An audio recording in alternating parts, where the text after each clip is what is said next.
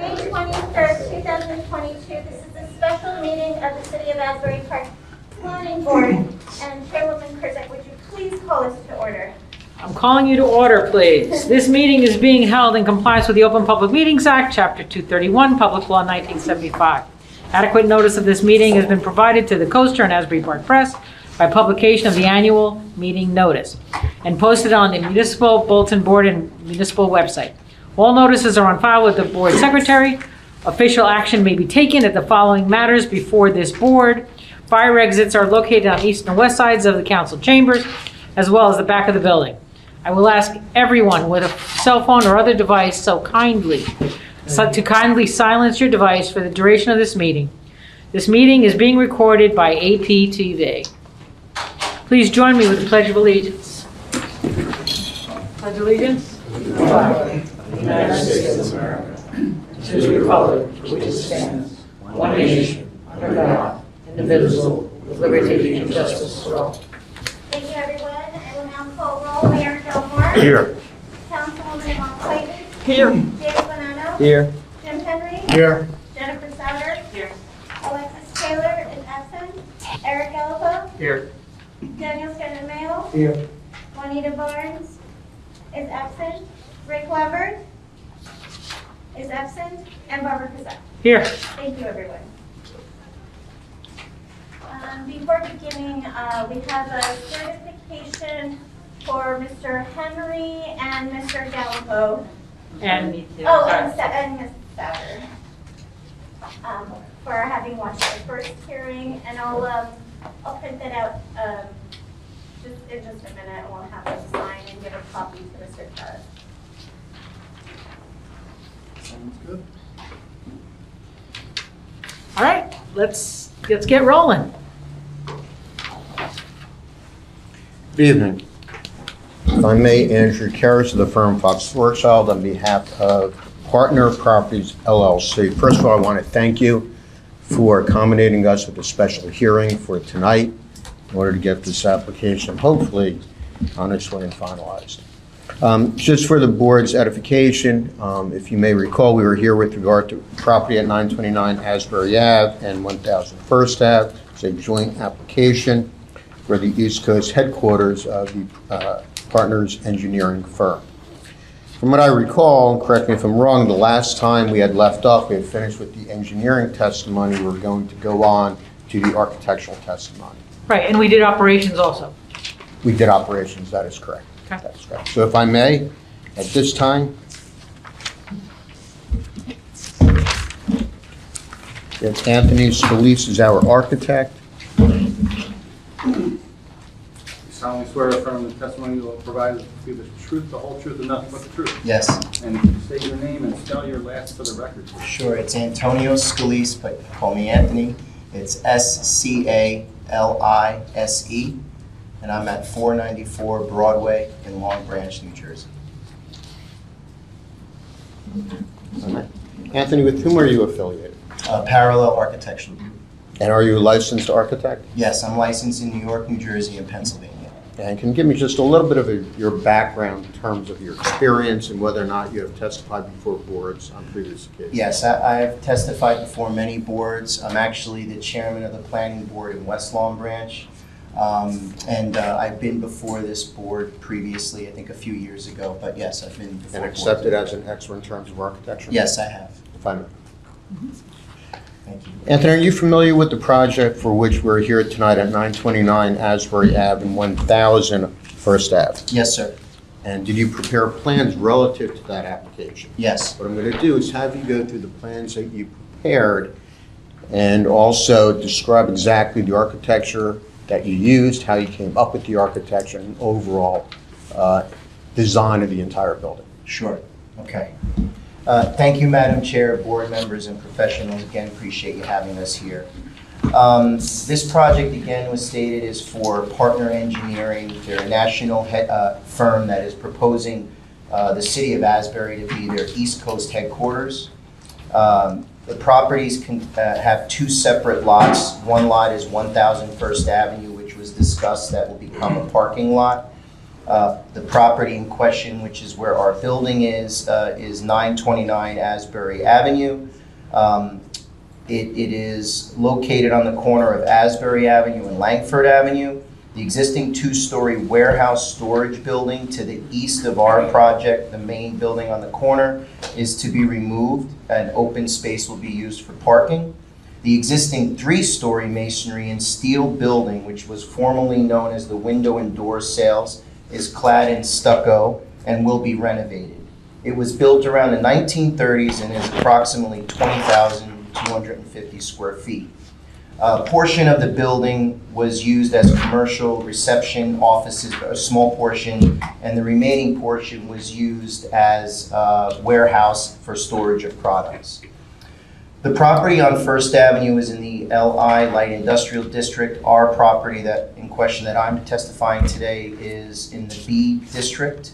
Offices are proposed use in this zone, and we're using what's compliant. 4-story, 50-foot high buildings are allowed. Our building is 38'7" to the flat roof line with a 3'6" parapet. Excuse me. I want to stress that our client, it was really important for them to find a building locally that they could restore and try to be as environmentally conscious as they can. And when they found this building, it kind of gave them all of the pieces that they were looking for. It's a really fun building from my perspective. The interiors especially is a great spot to have a nice industrial look for offices and so forth. So for them, it was really important to introduce as many green building practices as we could in this project and reduce the carbon footprint as much as possible. The interiors of the 3 floors are being renovated to accommodate new offices, conference rooms, to meet the needs of partner engineering. We're also bringing up all of the codes up to date, so ADA accessibility, egress stairs, plumbing fixtures, plumbing, in general. Everything's being upgraded in the building. The facade is being upgraded to a thin brick and horizontal aluminum wood simulated panel system, which is a rain screen system. What I want to do is I want to identify the plan so you can make reference as you go through this to the plans that you prepared. Sure. So if you want to go through. So up on the board there is the plans that were prepared by you with regard to this application. Yes. Am I correct? Yes, All right. sir. Why don't we identify that as, I believe we're on A2 for identification? That's correct. All right. So that's going to be A2 for identification. Go ahead. What is the date of those plans? The last revision date. April 2nd, 7. 07. April 7th. It looked like there was a different date on that first one. So, yeah, I think for the most part, everything is the same other than, you're referring to the renderings? The rendering looked like it had a different So date. the only thing we did, and we can enter it into exhibit, is because this meeting kind of happened quickly, which we appreciate, we had updated a rendering as well, which I could show you tonight, which is really the same as the original rendering. The renderings that we submitted are just not, they're a little bit, the quality is low. So we have renderings that we can submit as an exhibit just to show a little bit higher level rendering. All right. We'll get to that. Why don't we first get through the initial testimony, then we'll go through those renderings. Sure. So again, as we described on the floor plans that you see on the screen, we have offices. Sorry? I'm sorry. Okay. We have offices, we have a kind of like a meeting space, so we have a little bit of flexibility. We also have an area here which is for storage. They have vehicles that do go out onto the site. We have area of refuse, which I'll describe in my testimony. And again, the 3 floors are being used as offices effectively and meeting rooms. If we can go back to the rendering. And there's no retail that's being proposed on the ground floor, am I correct? No, correct, no. So this building is 3 floors of offices purely for partner engineering. So when you designed the building, you took that into account, that there was not going to be any retail, it's going to be an office use, and the entire building was designed with that in mind. That Am I is correct? correct, yes. Go ahead. Yeah, that is correct. I know that there is an issue, or there's There was a comment about the first floor windows. We actually modified the design to accommodate the office setting, and we introduced larger windows, which again, I was going to describe in my notes here, to kind of bring in natural light, really again, to be environmentally conscious. One of the things we're trying to do is make the space open and airy and natural light to come within the building. We're also trying to be environmentally conscious. The building is stucco, and one of the things we're trying to do to improve the energy code compliance, if you will, is introducing a rain screen system, which is a continuous insulation on the exterior of the building, about 3 inches. And then we're using a thin brick system, and we're going to, which is basically, well, it's a thin brick system, so it's a natural brick that gets installed on a metal panel, and it gets jointed like a real masonry unit. So when you look at the building, if I didn't tell you, you would think it's a masonry building, except the way it's done, because we had the challenge of wanting to keep the interior exposed, because we really wanted to enjoy that look. So for us, the best thing to do was to do the insulation value on the exterior, which most professionals want to do that anyway, because you can ensure a continuous insulation value. And then we wanted to use the thinnest material possible on the exterior, which was the brick, to kind of give it that look and also bring it back to a lot of the buildings in Asbury, which are using brick as the main veneer. For us, the stucco was plain, not that there was anything wrong with it. It needed a little bit of TLC anyway. So for us, it was better to use the rain screen system. So again, we're probably going to use a composite, which you could see as the color blue. So one of the things we were trying to do is create a building that harps back to the community and kind of uses materials and echoing almost like a warehouse building. But as well, we're trying to get the identity of Partner Engineering, which does have blue as their main color. And we were trying to introduce a little bit of that material to create some fun elements, but also kind of brand their building that it's a Partner Engineering building. So in essence, you're tying basically the business that will operate to the building, am I Yes, correct? that's right. Because yes, this is going to be their building and only for them. So building exterior design. The existing building is classified as a Mediterranean revival style. Based upon our assessment of the property, we viewed this building as one of the important gateway buildings coming from the west going into Asbury. And it was critical for us to improve that look and create a visually impressive building that supports the community along with the pedestrian environment. Architectural compatibility. Our building takes cues from surrounding industrial areas and creates a building that fits within the fabric of the neighborhood, like introducing red brick, dark bronze windows to emulate minimalist, vintage, rustic character of warehouses along with newer buildings throughout the city of Asbury.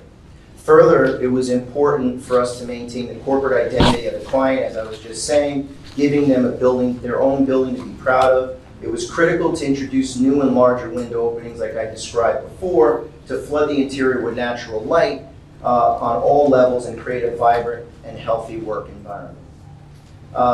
Regarding B district design requirements, the building module provision, which I believe is every 40 feet, they're looking for some break. We are taking a flat rectangular building and using different materials, creating a push and pull effect, especially on the Lankford and Asbury Park side. There are design elements no more than 32 feet in length in the horizontal, like faux wood cladding, blue ACM panels, which is the blue design element you see, and larger window openings, recessed entrance, and entry canopies that are creating an aesthetically pleasing and articulated design. We're trying to take a very flat building and give it some interest. We've added a significant number of windows throughout all the elevations, especially on the Lankford side, which currently had 2 small windows.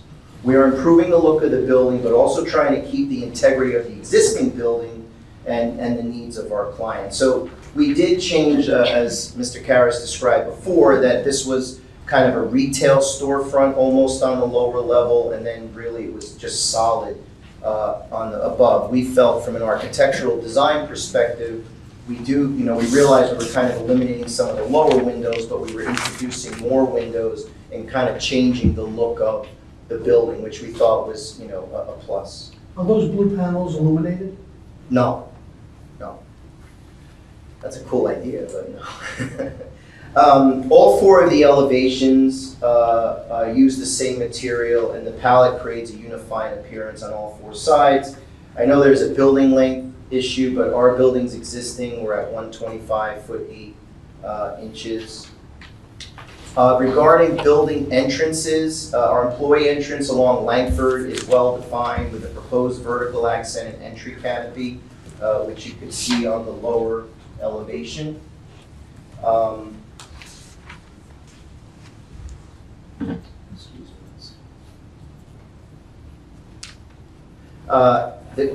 This encroaches over the setback, but it's creating a well-articulated design due to the flat, unattractive nature of the building. So we do kind of protrude out a little bit in that zone. And what are the encroachments that we're talking about? So the vertical element is 2'6", and the canopy above to protect from rain is about 5'6", which is above. From a pedestrian-friendly design, we are creating a visually appealing and human-scale elements by introducing the wood and so forth to kind of bring the scale of the building down, to kind of make it a more pedestrian-friendly design. There's also going to be some landscaping and so forth to kind of improve that corner. We are maintaining the existing flat roof of the building, which matches the building facade materials. Any roof penetrations that we would be concealed with the roof parapet, and rooftop equipment will be centrally located where possible, and metal panel screening would be introduced to kind of keep that as a nice screen off the street. There was a question about refuse. The weekly refuse is proposed to be stored on the northeast corner of the building. Now, if you want to go to the plan, please. Thank you. So on the bottom right of the building is where they're storing the refuse. It's basically a 341 square foot storage room that's going to have usage for other elements. There's a roll-up door there. And Partner is digital. They're very energy conscious, so there's not a lot of garbage. They estimated about 14 black garbage bags a week total, and maybe 1 bag of recycling.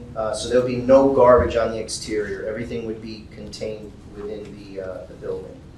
The proposed light fixtures is a Luminaire Lanterra 9004, are to be mounted on the building at 19'4" above the sidewalk. We're trying to maximize, the reason that we went a little higher is that we're trying to maximize the lighting aesthetics on the building. The proposed fixtures are up-down type light fixtures with no outward light and are meant to highlight the building only. It is fully shielded and cut off, and therefore will be no view of the light source or glare to the eye. There is also recessed lighting over the doorways under the canopy. The purpose of the fixtures is to light the building at night and will be put on a controlled timer system. Any building lighting after business hours will not have any spillage outside the property or cause any glare. The light spread is a cone shape and projects a dimension of approximately 8 foot wide by 8 foot high. All light fixtures will comply with the maximum color temperature of 2700 Kelvin. Lighting is not dark sky, but has no major impact to the neighborhood. Maximum of 2 signs are permitted per the business. The first sign will be on Lankford at the wing wall. Why don't we bring that up on the screen? Sure.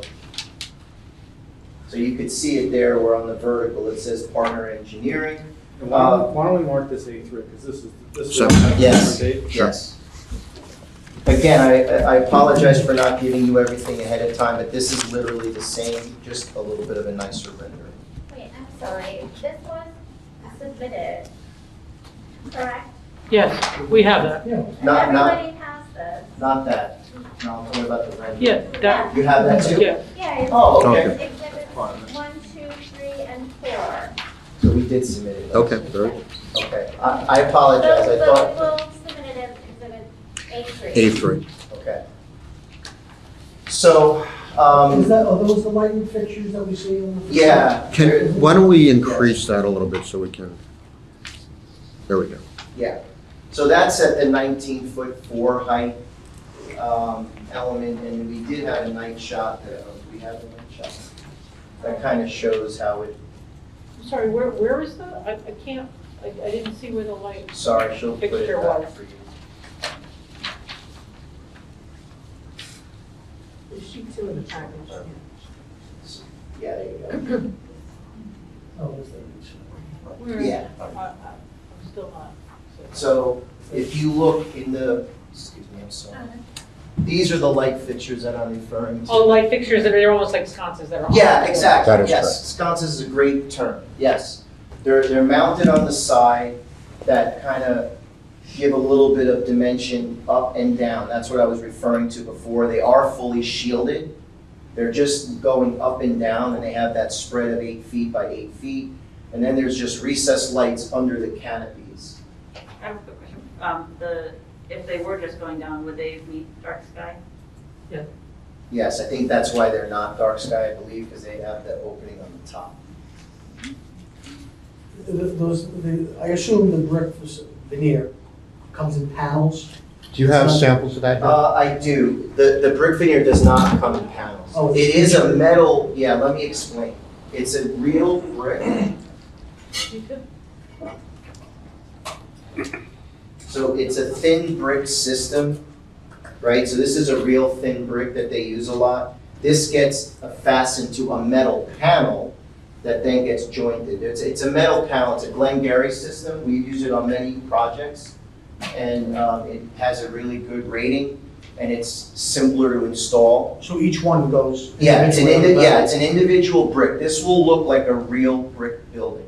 But it'll be flat, with the lighting, will it, I don't know if you know, like how Taka did it with like some bricks sticking out, so you see. I know. That's See the really- shadows on it. It's a really cool building. We didn't go that far as being modern. We felt that with our wood panel and kind of the ambiance that we're using, we're trying to be traditional a little bit more. But that is, I love that building. No, but I'm saying with the lighting, it should show. Oh, definitely. There's It's like always a a flat little, wall, right? yeah, there's always a little bit of imperfection. So the brick veneer will create a Yeah. texture that's going to be, have some nuance to it for sure. You're talking about brick veneer. I just want to get into the right-of-way encroachments a little bit. So with the installation and the exterior that you are proposing here, you would be encroaching into the right-of-way, am I correct? Yes. And there are different encroachments on different parts of the building, correct? Yes. I just want that to be clear. In terms of the brick veneer Mhm. and the exterior elements, aside from the canopies, what would the encroachment be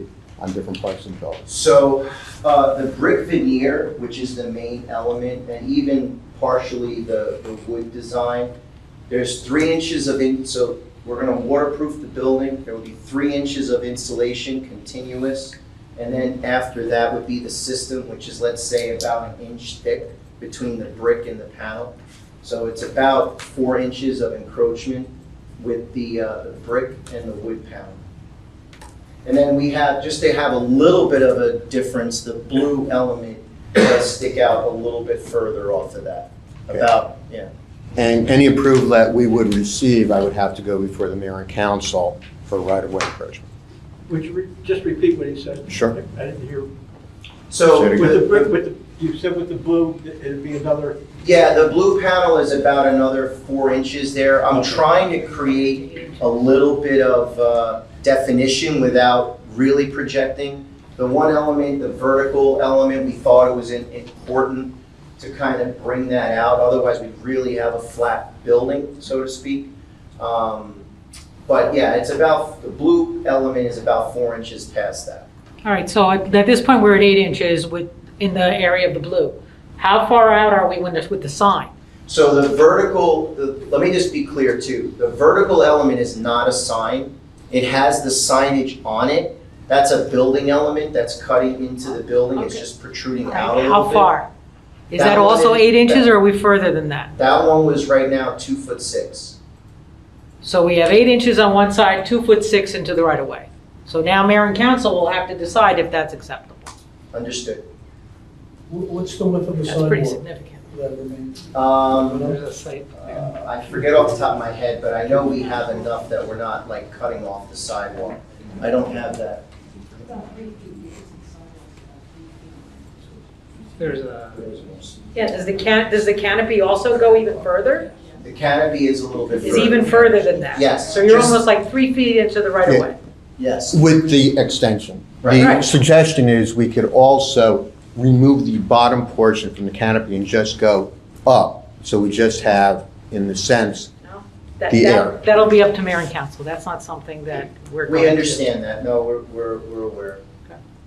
Again, part of our challenge, a lot of it was trying to maintain that look on inside the building and not disturb that, which was what made it most attractive for our client.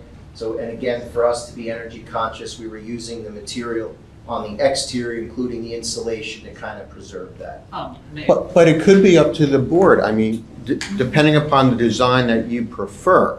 If you don't like the bottom portion, then we can go above, and that would be the encroachment we would look for. It would be an air encroachment as opposed to being on the sidewalk. You're talking about the vertical? The vertical, correct. Yeah. Now, the reason you're doing that, let's just call it the blade thing, Yeah. right? You know, like Great, the great, vertical great. blade.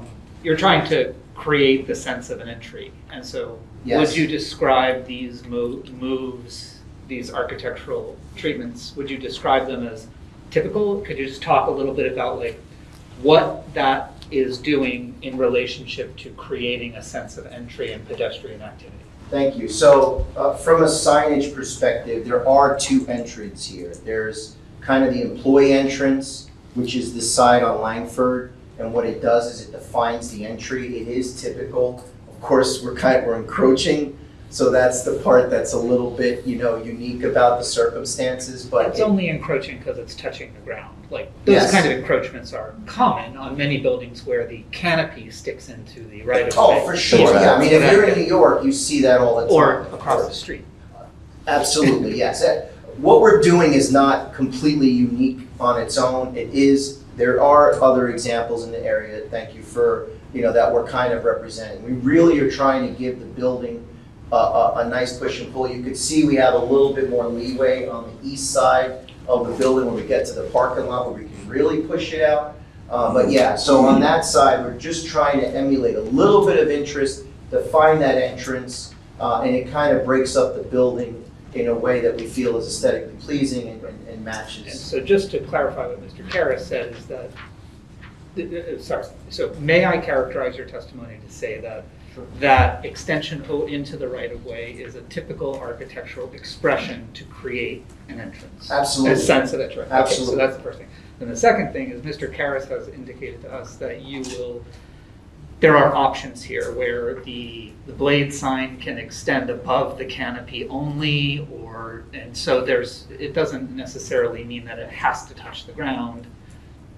I understand There why, could be- and I'm not going to argue. Yeah, with I it. mean, of course, there's But always Mr. room for Karras some. says, may I characterize your statement to say that what we're seeing is a concept and not the only answer? That is correct. Okay. Now, may I ask one other question? So this entrance here that we're looking at? Yes. On On Lankford. Lankford? Yes. Lankford entrance. This is the primary employee entrance? Yes. Okay, great. Because a lot of them are coming from that other parking lot, so that's why we thought it was important to have two entrances. Personally, I really I want you to drive every single person who enters this building to do it from a public street.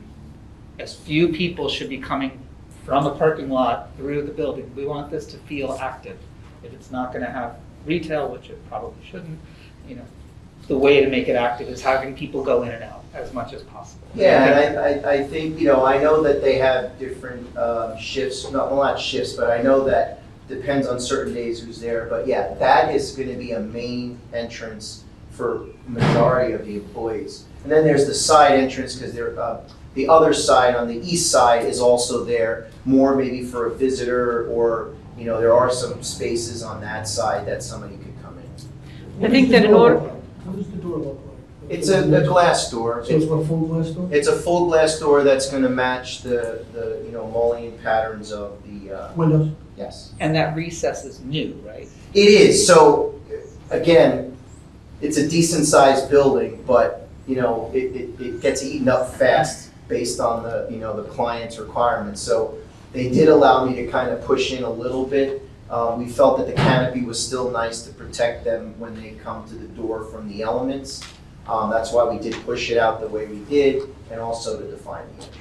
Do we have a picture of what is existing so we can just compare it against We do. what has been I'm proposed? Sure. just curious if you explore, did you, well, I don't There know. you Stop go. me if this is an unfair question, but did you explore the corner, the entrance being on the corner rather than in the middle of the building? So it is a great question. We went over a lot of design ideas. From a building efficiency perspective, we wanted to come through the center. It's just a more efficient design. You kind of pull somebody near the front, and kind of then you're limited on what you could do with that space. Because remember, my building is narrow and long. So because it's narrow and long, the corner was very important to us, which we have the design elements representing that. So both corners of the building on Asbury Avenue was very important to us. On the one corner, and then of course on the other, which has that element. So the entrances were better to be more in the centralized, not in the front. So aesthetically, we try to treat the elements, but from an entrance, it was better in the center. Can you also explain in that, where that sign is, where we're coming out 3 feet with plus the canopy, how much of the sidewalk is being encroached upon? So Is the sidewalk being encroached? Because no, it's a great question. We would not have done it if it was going to cut off the sidewalk. I remember hearing testimony that one of these sidewalks are really narrow. Yeah, And I That's on didn't the other remember side- which The one. other side of the street. Yeah, If it's not, so at some point, if someone can do that, that would be great.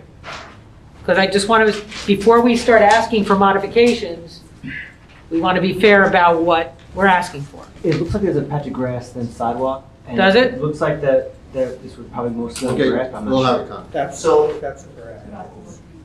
yeah.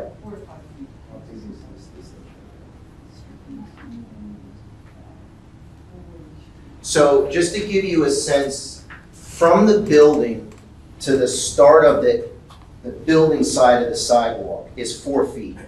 Our vertical blade element is only 2'3". I said 2'6", but it's on the plans we Right, have it as so- 2'3". So then the sidewalk is how big at that point? 2 It's feet? 4 feet from that Oh, point. 4 feet from the blade? Yeah, we are not, The end of the blade? correct. So there's 2'3" from the blade to the inside edge of the sidewalk, and then you have the Okay. full sidewalk. All right, there's so no- it doesn't impact the sidewalk in any way? At all, and correct, in any way. Okay, all right. I wouldn't do it. No, that's important. It wouldn't make sense to do that, Okay. right? Because that's a good question. You don't want to create an unsafe condition. And then the canopy is above your head, Mhm. which is slightly over the sidewalk. So just as a reference, the sidewalk itself, the blade is about a foot or so away from the sidewalk, maybe even a little bit more, maybe Mhm. like 1'10" or something. Are we And going to speaking to your landscape architect? I'm sorry? The landscape architect is going to talk? Of course. Oh, because it's very clearly marked on the landscape plans. Yeah. So All right, so when we get to that, then why don't we continue Sure. with that? Sure. Yeah, I'm All right. saying from my perspective, from a life safety or egress, we're not touching the sidewalk in any way. Thank you for that clarification. As far as utilities, let me go back to the signage. So the lettering on the blade of the signage is 17 square feet, where 40 square feet is allowed. And then the second sign on Asbury Avenue, which is on the blue band, is 68 square feet, where 40 square feet is allowed. And that's because I thought it was a really nice design gesture to kind of have it kind of wrap around the building, our horizontal element. And that is a total of 68 square feet, where 40 square feet is allowed. Natural gas services will be reused, just talking about the utilities. The electric and domestic water services will be new and upgraded. Sanitary will be reused. The problem is there's an invert that we have to confirm the depth, which I think Keep going. which the engineer, I think, can clarify. If the invert is shallower than the newer, deeper sanitary service, it would be required to redo the sanitary, but we're hoping that we can avoid that through gravity, and then that service will be reused. And the existing leaders, especially on the Lankford side, are going to be reused the way they are and tie into the existing system. Is the landscape architect going to deal with the fence? Oh, that's my same question. We have the fence samples. Yeah, I have a fence image. I don't have the samples because we weren't able to get them that fast, but I do have, there would be aluminum. So you're gonna deal with it? I am. All right, let's I go could- through the images. Yeah. So I have them as an exhibit. I don't have it. This is the style we're looking for. And we're going to mark that I mean, it's as, shown on this rendering, you know, it looks kind of closed. Yes. You know? No, I can. If it was area and there was wider space. It is. To make it almost invisible. It is wider. It actually is wider, and you can see through. so that's going to be A4. Okay. I was looking to get material selections, but we couldn't get them in time.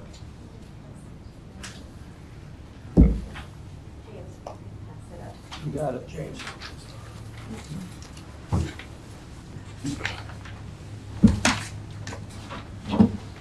So A4 reflects the proposed fence detail. Yes. Correct? So is the material on the fence gonna match, you know, the metal protrusions? The gray, yes, absolutely. And that can be done. That's easily can be done. It's going to be the same color, yes, as the protrusions on the second level. So for us, we have the red brick, and I can show you some of the colors as well. I don't know if this has to be entered as an exhibit, or if I could just, Well, if we can leave it, we'll enter it as. I an can exhibit. leave it, All right, then yeah. we'll do that as A5. so we have, for example, and I can hand these out, there's some brick panels that give you, I mean, a metal panel will give you a sense of color.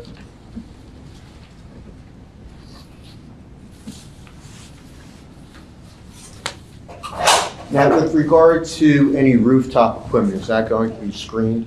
Yeah, I stated that in my testimony before. It would be screened, and we would be very thoughtful on the placement of them and any roof penetrations. We also have a 3'6" high parapet, so I think a lot of it's going to get concealed. This is the wood. Yes, that's the wood look, which is a Nichi-Ha panel. It's also, it's like hardy board, same type material. You had the wraparound sign. Yep. That goes into the parking lot. Yes, And looks like you have the portico above it, right? yes, Is the roof of that used as a terrace? Or? Yes. Yeah. yes. Some of the doors are glass doors from the second story? Yes. We could show that in the floor plan if you'd like to see it. So this is the second floor plan, which is sheet A3, and you can see there's double doors there that lead out. Yeah, perhaps we should go through the floor plan. Would you like me to dive Yeah, into just all, it further? whatever, because we keep interrupting you, so. No, That's fine. Let's go with the flow. Let's go through them. Yeah, so again, as I stated before, I'll go to the first. So the first floor is an entrance. There was a question about ADA accessibility. We kind of ramped down into the building, and we're gonna have an ADA compliant ramp inside, and that will reach the main level. We have an elevator in front of you. We have, so there's a really cool feature in this building. It's a freight elevator, really large freight elevator, that my client's all about like maintaining the look. It won't be an elevator anymore, but each level is gonna have the remnants of that, which I think is really fun, and that's in that hatched area you see. Also, we have new egress stairs on the northeast corner and southeast corner and the northwest corner. There's a series of offices. There's that storage element on the bottom right of the page, which is the northeast, which has the refuse, and also they do some lab samples, meaning they don't do any lab work there. They just bring the material there, they store it, and it gets sent out. Again, there's bathrooms, small kitchenette, things of that nature. There's also like a little, like if somebody, not a cafeteria, but on the bottom left, where there's could be some tables and chairs inside, and then a garage door that could be rolled up, which is a nice element during the summertime, and really kind of, almost bring inside out and outside in a little bit. So what's the corner used for, the Asbury corner? Like that That open one. space? So once a year, they have like a TED Talk within the company. So actually some people come around. Yeah, several times a year they come from all around and they'll do a TED Talk. So that whole area, so you can see we have like folding doors. So a lot of times that could be closed and used as, yeah, you see that thing. So it's like a conference room and then just open area, but then it could be opened up for, for a bigger meeting, so to speak. So there's some flexibility there. So the grayed out area is the old freight area? Yeah. So is open, so you're not using it at all? Not literally as an elevator, but we're using the openings, yes. Okay. Can you just describe that a little bit? Like you said, the remnant, so it's gonna be just regular frames. So if you look, there's the pulley system, there's the old wood, there's like the tracks that have that really cool rustic antique look, and that's remaining. So you won't be able to go into the space, you'll just look at it, the stuff that's in it? Yeah, correct. Well, there's a staircase. Well, it's a yes. It is a staircase there that you're gonna go through, but you'll see it as you on the sides, yes. Can you go to the second floor, please?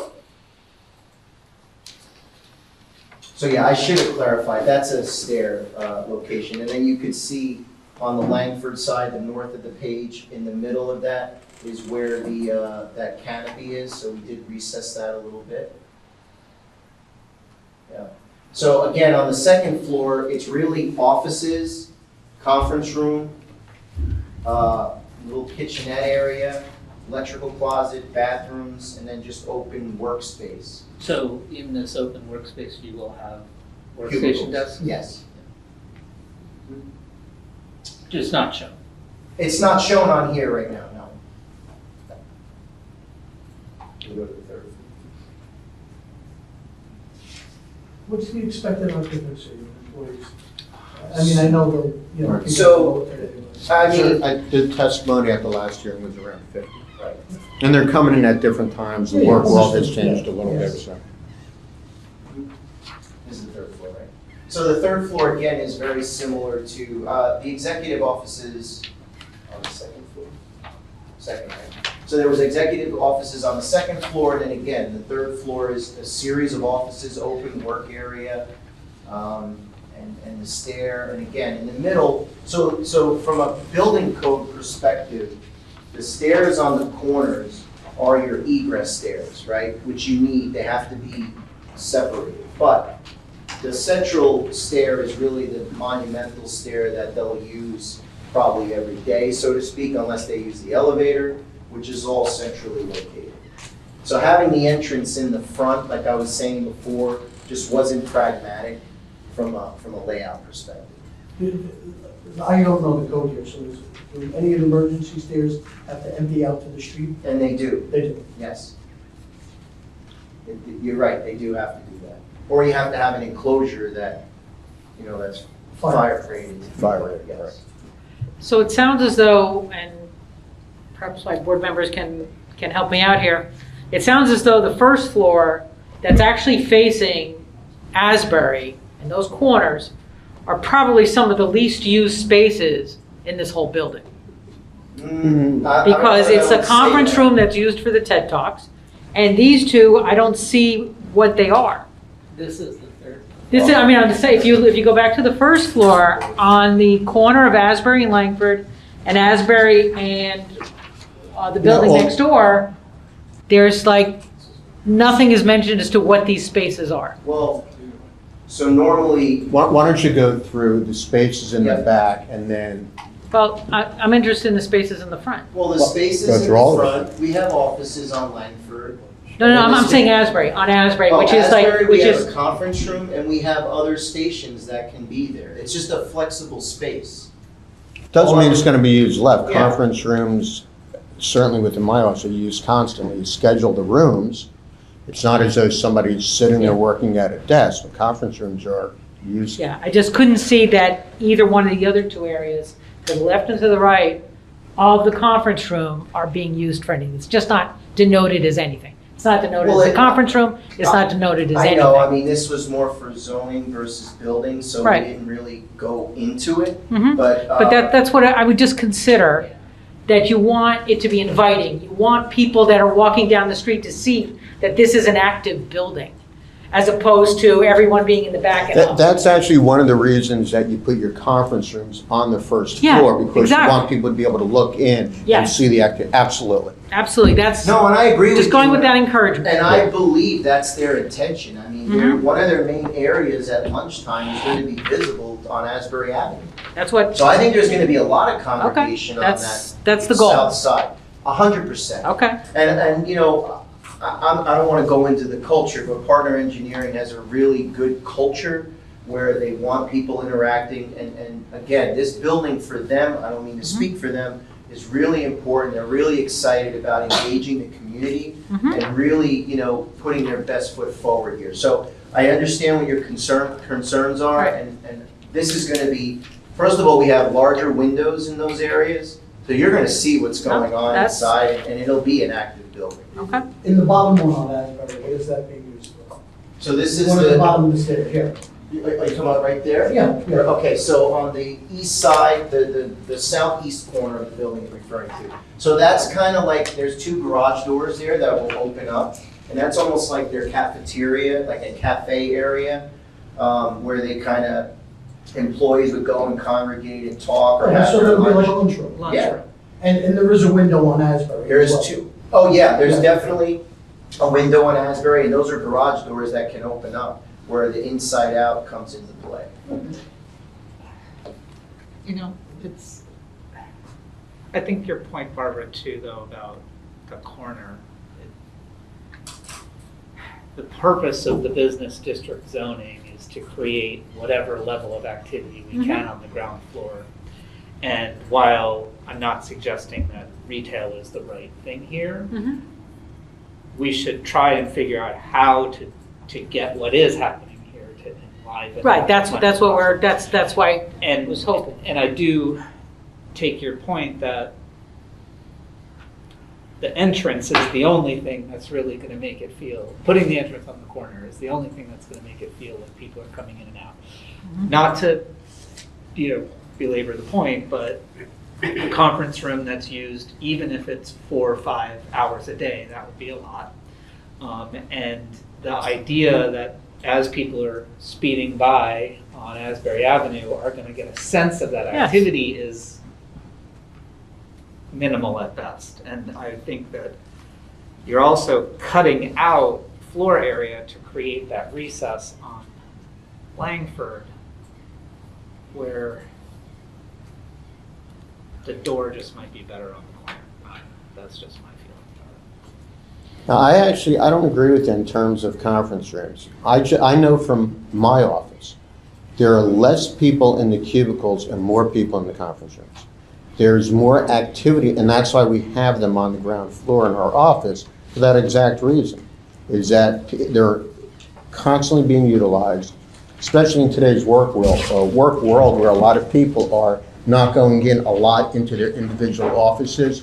So you put offices on that first floor facing outside, there would be more empty and dead space, as opposed to if you had conference rooms that are constantly utilized by people having meetings and congregating within that area.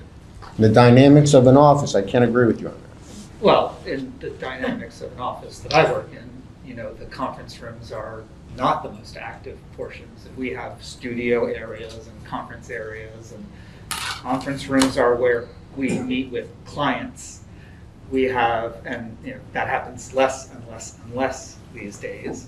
I believe also there was significant testimony that in the last hearing that very few people would be coming here who aren't employees. But it's not just clients. Now, I I mean, understand. we meet Hold on. together. So I'm just saying that the most active function that's on any facade of this building is going to be the people entering and leaving the building. And my concern is that by keeping it on the side street, we aren't doing as much as we can to enliven the main street, which is Asbury, not Lankford. That's my only point. Now, I appreciate that you're doing as much as you can, but maybe we could, like, we're here for site plan approval, right? You know, and site plan has everything to do with entrance and exit and how people are coming and going. And so, you know, I think as we make an exception, if we were to make an exception and not require retail here, which is. You can't require retail. Right, or not able to produce retail on this site, which is the primary function of the business zone. Retail below, other things above, or offices. You know, it just seems like we would want to do as much as possible early in life. That's my only point, no need to argue. No, but one thing I just do want to address, when you talk about the most activity on an entrance, you have people coming in the morning within X amount of time. You have people then at lunchtime going out and then leaving. So you have basically 3 limited periods during the day when you're utilizing that entrance. And for the most part, the entrance is not the busiest area. Nobody's going to drive down Asbury Avenue and look in the window and think, that looks really active in that conference room. So you have people driving down in the morning, at lunch, and at night are the only ones that are going to see activity, as opposed to when you do have windows. I disagree. People look in and they see activity in there. You know, one way to liven it up, it's probably not cheap to do, is to do, you can do video windows. Well, can you go back to the elevation again, please? The parking lot side. At the other corner that you see from the street. Yeah, so I did bring a lot of design element on the east side, and that's why I'm wrapping the corner to kind of make the building a little bit more three-dimensional and not flat and two-dimensional. So I am trying to do elements where I think people would be there every day in that area. I think you're going to see activity. I don't think people are going to be just going to like the north side of the building and huddling in a corner and being funny. But you know, where you're not going to see them on the east side. They have their main entrance there. There's going to be reception. There's going to be activity. There could be even some, you know, when we're doing the design of the floor plan, we're thinking office, right? So there's cubicles that could be put on that corner. So there's a little bit of flexibility instead of just pigeonholing them, let's say, into one thing as well. And it just made sense for that open area to kind of be on that side. There's a bus stop. There is, yeah. Well, Sure. actually, there's a very active business on the other side of Lankford and Asbury, Yes, where people come and go all the time. yeah. Very active appliance business. All right, let's go. Anything more? No, I think that's it. I think that's. Questions? Going through, before I get to the reports, is there anything that you want to address beforehand? There was just one thing, and I'm guessing Doug will probably want this also, is that I don't see, you'd mentioned that the ramp was not on these plans. I would assume you'd want to see that, Doug? Let's swear them in. Okay, let's do Before we that. get to that point. I was Okay. actually going to suggest that before you went to the next step. Doug, if you could just swear or affirm that the testimony you provide will be the truth, the whole truth, nothing but the truth. I do. Yes, you're referring to the The- entrance from the parking lot Right. that ramps down. Right. Yes, and that was shown on these updated plans, so. Oh, it is? Okay. Yes. Well, if I may, the architectural plans, it's an internal ramp. That was testified last Right. meeting as well. So it wasn't that, it was always there on the architectural plans. Internally, there's the, you can see. As long as Doug is happy, Oh, yeah. I'm I happy. didn't Okay. realize there Yep. was a door to get Okay. to the ramp, Yeah. but that's all been clarified. All right, anyone from, any questions from the planning board? Excuse me, yeah, I have a couple of questions. When you go back to the original facade of the building. Sure. On the Asbury Avenue side, the parapet is curved at the top. And now you've cut that off and you're gonna make it a flat. Why? Because we felt that the design of the building, what we were doing in whole, warranted a more simpler, minimalist design. It's not an antique design with the curved element like that Mediterranean style. The overall design we were going for is kind of like mid-century modern, so to speak, with just more flat lines versus that element. It would be at a place in the design we were doing. Just the rounded element. Again, the city master plan indicates that you're supposed to pick up elements of the other buildings in the area. And it isn't right there, but there is another building not far away that has that same, Jay Harmon's building? you know, top of my head, don't remember which one. The church across the street. And it just seems that, yeah, Yeah, right here. yeah. It just seems that developers come in and they. This they isn't a ignore that developer. portion of the master plan, and This is not a developer. This is people that are coming to actually He's live within this developing the building. building, call it whatever you like, it doesn't matter. I mean, he's altering the building, and he's developing the site. But my point is that everybody who comes in recently has ignored that particular portion of the master plan. I'm trying to figure out why. Well, are there a lot of buildings within the area that has similar designs There as definitely this? is, yeah, and even, I don't mean to reference Jay Harmon, but I know he has one of his buildings that's attached to, his building is a little bit more of a modern design. We're looking more for an older warehouse-style building. We do have some, we have the reference photos, I don't know if you want to pull that up. So you can see here, there's different areas of the building. I know some of them are not literally here, but you do have the monolith glass. But there is also Jay Harmon's building, which I know has a little bit of an Art Deco style on the top, but it is kind of flat. And then you have the corner of Cookman and Grant. I know it's not literally next to there, that has a flat element. Again, for me, the other thing to keep in mind with this building is that you're seeing three sides of it. It's a three-dimensional building. I know literal, but also visual. As you come in, you have three facades that you could see at one time. For me, that design element is more of a two-dimensional one, like if the buildings had other buildings on its side and it's defining it. This building, for me, is a three-dimensional building. You can walk around the whole thing, and visually you'll see three sides. So I didn't think that a two-dimensional element like that was appropriate there. We definitely wanted to use the brick. We're bringing the brick, which was stucco, into the mix. So we are using all the materials that are adjacent.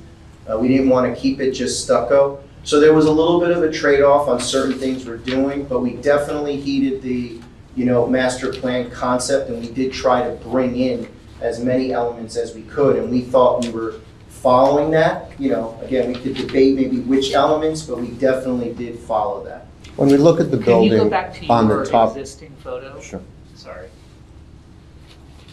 So, yeah, this. Bottom left.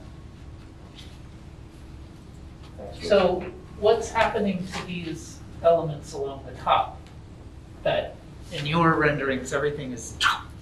Yeah, we made it straight. Again, we just were using the building facade to provide the articulation. I think when you look at something like this and you have a very bland and solid wall, those elements stand out. I think when the building itself has more texture to it, like brick, I think a lot of those kind of go away and you don't see them as much. But these are all closed up windows, correct? Here and this. No, I think there's only two windows there, unless you're referring to the lower part. What's all this? No, that's part of the parapet cracking a little bit. And then. It's only two windows on that side. So we're also opening up Lankford and making it a more inviting elevation by introducing a lot of windows, which is where you're going to have a lot of activity. And again, you see this building from all different sides. It's not like a two-dimensional where you're getting it face on. You're getting it on the angle. And we definitely appreciated the corner and designed it accordingly. You have rooftop structures, right? What are they, two? Just for the stairs, yeah. It's the two stair elements. Bulkheads, yeah. Yes, bulkheads. yes. So you're doing them what, stucco or metal, or you decided not to do it in brick? The same? Yeah, I mean, we could change that. I think originally we show stucco, but of course it could be brick. So is one of those structures existing already on the building? So the center structure is existing, yes. The two egress stairs are new. So the ones we see are the two new ones? Yes. Yeah, I think the one white one there actually is existing. That one's existing. Yeah, I thought. Yeah. Actually, I think one stair in the back is the only one that goes up to the top. So it's only the north, yeah, that corner, which is the northwest corner, is the only bulkhead that goes all the way up for That's egress new. purposes. That's Yes. new. Because of building code, it's Right, the yeah. egress to the But then roof. the photo above it, those are two others that you see, right? So that's the existing one that you see, and the other one is a screened rooftop unit. What? So the one to the right, HVAC? yes. The one to, oh, that's the elevator pit? Oh, excuse You me. see the So- water room? Yeah, water room. So that one's the elevator pit, and to the right is the existing bulkhead. I had a question. You had said that there was an interest throughout the project to incorporate reduced carbon footprint, and you mentioned daylighting and the insulation system. Are there other things, even other elements that are working towards those goals? Yeah, I mean, we're gonna have new HVAC systems that are gonna be high efficiency. We're gonna have, the water usage is gonna be, the toilets and so forth will be environmentally conscious, things of that nature. We're not doing like a green roof or anything like that at the moment, but. And the materials selection, I mean, I saw some that, are you consciously trying to use materials that have less impact? Like, is that Yes. part- I just was wondering about the process. You Yeah. said the client was very interested. So I'm Yeah, wondering- so we're using like recyclable, like the wood look is a recyclable material. That's like a hardy board, which is cement boards, which is recyclable. Things of that, you have the aluminum panel, the brick. And the windows are, I shouldn't have seen it, but they're operable or? Yeah, they'll be solid and operable, yes. And actually, we're looking to maybe use the vendor down the street for the windows, so that's a nice, actually helping back towards Asbury Park and, kind of, again, a little bit of extending to the town, right off the bat. So the mullion's gonna match, what are you thinking about the color of the? Bronze, yes. Bronze color for the windows on the exterior. And I'd just like to make one other comment, if I may. Going back to the question that was raised concerning the entrance on Asbury Avenue, the personnel doors. You have that door going into the stairwell from Asbury Avenue going into your stairwell. Which one are you referring We're to? talking the, on the Front. eastern side of the building on Asbury Avenue. Yes, right there. Mhm. I'm sure that with a little imagination, and maybe cutting a couple of feet off of the conference room or so, you could come up with an entrance on there if it was decided that it needed to change. I mean, listen, can anything be done? Yes, Well- but I think, yes, but I think it's not as efficient, is my only caveat. Believe me, I looked at this a lot, and anything can be done, of course, but. Well, you have an entrance there, it'd be just a matter of widening it or something. But again, it's not. Architecturally, that is a staircase, that is Yeah, egress, am I correct? architecturally, you want to walk into something grand. What you're walking into is a stairwell that is meant for egress. So I think that's the only challenge. I'd have to. And you need a stairwell, you need an egress on that Absolutely, I side have of the to have them building. as far apart as the code allows me to have them. I mean, I can massage them a little bit, but having them, best practices is having them as far away as possible from each other, which is why we did the two corners. Again, I just want to stress, this is a little bit of a unique building because it's narrow and long.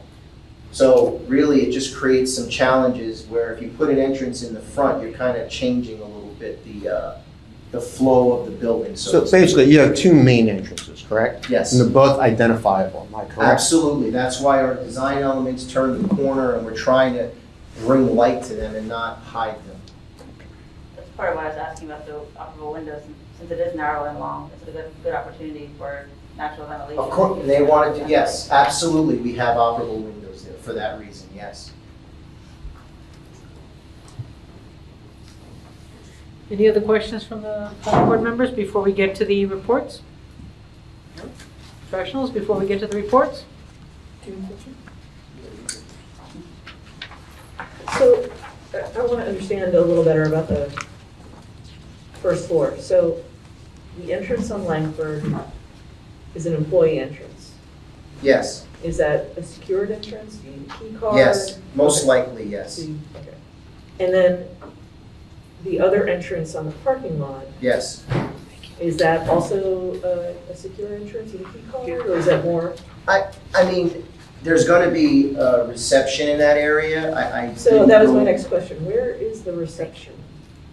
Right where you come in there, where she has So the parking lot. Yeah, off the parking lot side, yes. So it's a sloped concrete from door to lobby, Yeah. and then there's the stair to the right, and the stair enclosure to the left. Well, there's an open space in the middle where you can have a reception area. Okay, so it's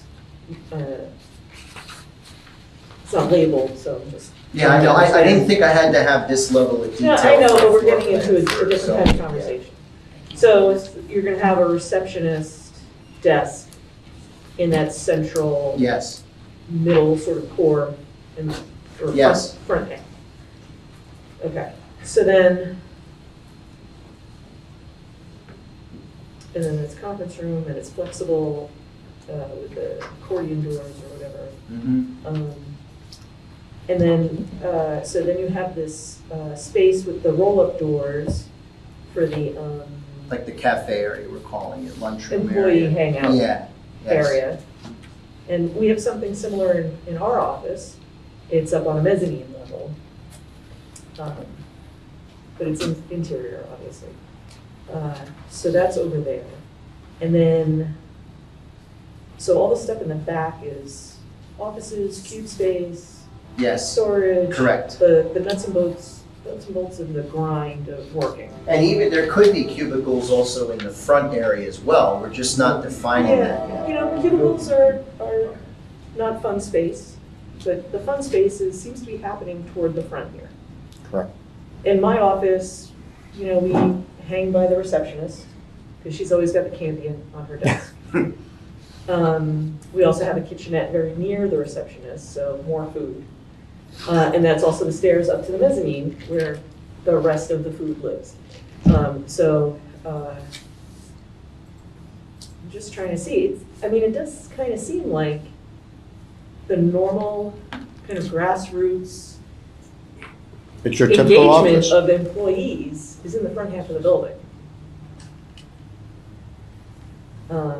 So that would be enticing for, you know, if you're walking at least on Asbury Avenue. And then maybe that's why there needs to be a door on Asbury Avenue, because, you know, that's where the engagement is. You're gonna see employees hanging out with their lunch or crossing to chat and nibble. You know, it is that natural engagement of employee activity, not just head down at your desk, you know, where you're not even visible or moving or barely breathing, but where you're engaging with your fellow coworkers and having a great time, all available. Just anecdotal evidence for the board to consider. So then, the other thing I wanted to talk about was, so in the back, you said the refuse, and I'm sorry if this was touched on in the first meeting. Private hauler, is it contracted?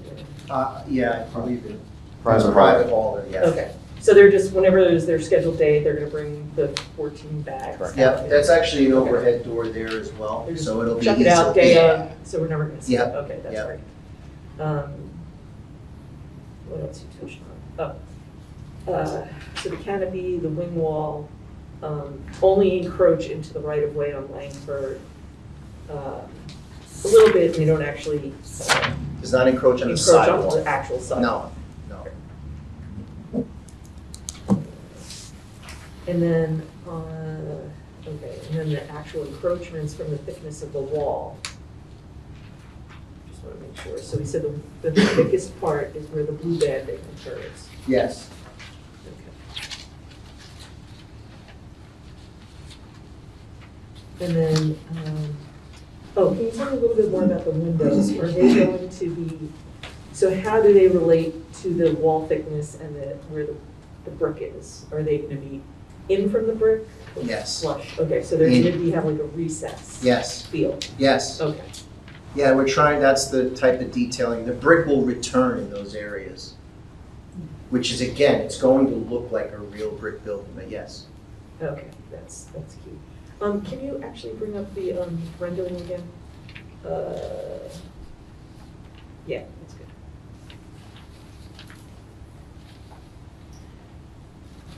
Okay, if you could zoom in on the bottom image, which is the sort of more Asbury front.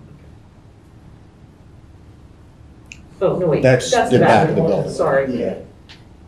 Which is the one with the Asbury Top. frontage? Okay, so we don't really get to see, the stair door. It's kind of there under the behind the tree. tree. It's right there, yeah.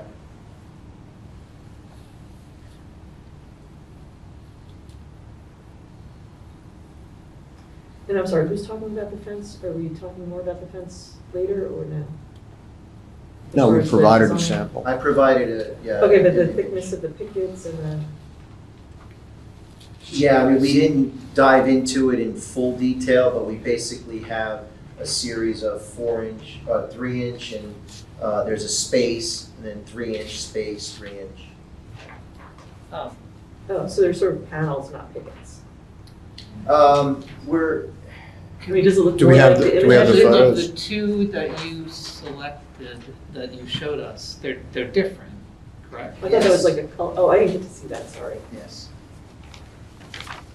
Do you guys have a preference for the style? I didn't know it's either or. Oh. I felt that there was How leadership. full is the fence? Yeah. I felt like the one that was consistent, And fourth. more open. Oh, yeah, the one that's more open. There's, yeah, So was that like an either or are both of those being used? It's gonna be more like the one, This is more the color? yeah. Oh, The see, design I is It's like. here 6 feet high. I did not hear that, thank you. So they're proposing a open-close ratio of this, but a color of that. And ironically, I prefer the open-close ratio of the second one, where it's very transparent. Yeah. I think that having it more open, visible, And I also think Dan's concerned about a 6-foot Yeah, we're fine with the fence. open fence, Yeah. with the more open fence. yeah, the 6 foot, the 6 foot's gonna be a concern. Because that's a variance.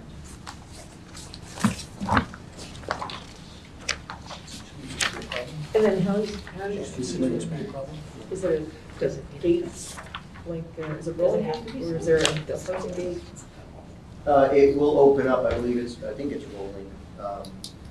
So there's no, like, man door and door, car door? Any other fences? Pardon? Are there two entrances in the gate, in the fence? Yes, there is gonna be a pedestrian gate there as well, yes. So that sample showed like brick. That's Oh, not that's for not- that. that's not- No, no. Again, we didn't have that flushed out literally yet.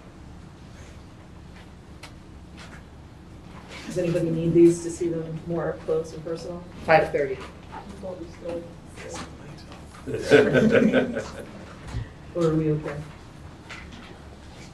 Yeah, I think they've got past that. I just didn't know if anybody wanted to take a closer look. No, I think that the wider open, the better, I mean, in my opinion.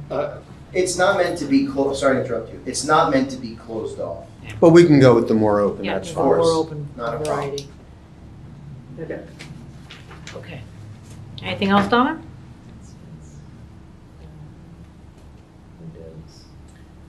Was there any response to a 4-foot versus a 6-foot fence? I don't think I heard Yeah, that. It's designed as a 6-foot. But I don't think our fence regulations allow a 6-foot fence at the street edge. Correct. they don't. Why don't, on this, is it allowed a 6-foot? Or is it limited to 4 in a parking lot? Should we say that Mr. Lankford is here, however, he won't be able to vote? I mean, We might as well not, because if there is a continuation, he's gonna have to listen to the tapes anyway, so we have another hearing, we can have him come in and make a note Okay. for the next hearing. Mr. Lambert, you can wait for the next application.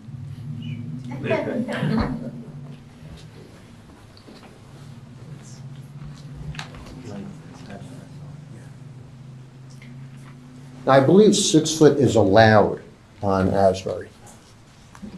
Because it's an open fence and it's not in front of the building. Yeah, Correct. there was a thing about, I think on the site plan said it was on the property line, which is not allowed, it has to be set back, so. So it is not a design waiver, it's not a variance, it's allowed. Now, As long as it's not on the property line. Right. We'll move it back to, just to be clear, the engineer will. I mean, I live on see, Asbury, if that's, on the east of there, so, and I'm on the corner of Bond Street. And I have I have, but that's a PO zone. And, Not anymore. and that had to get, I got the permit, Right. and then Barbara, raised an issue that it was too high, and I had to have a special resolution. And we changed the ordinance since then.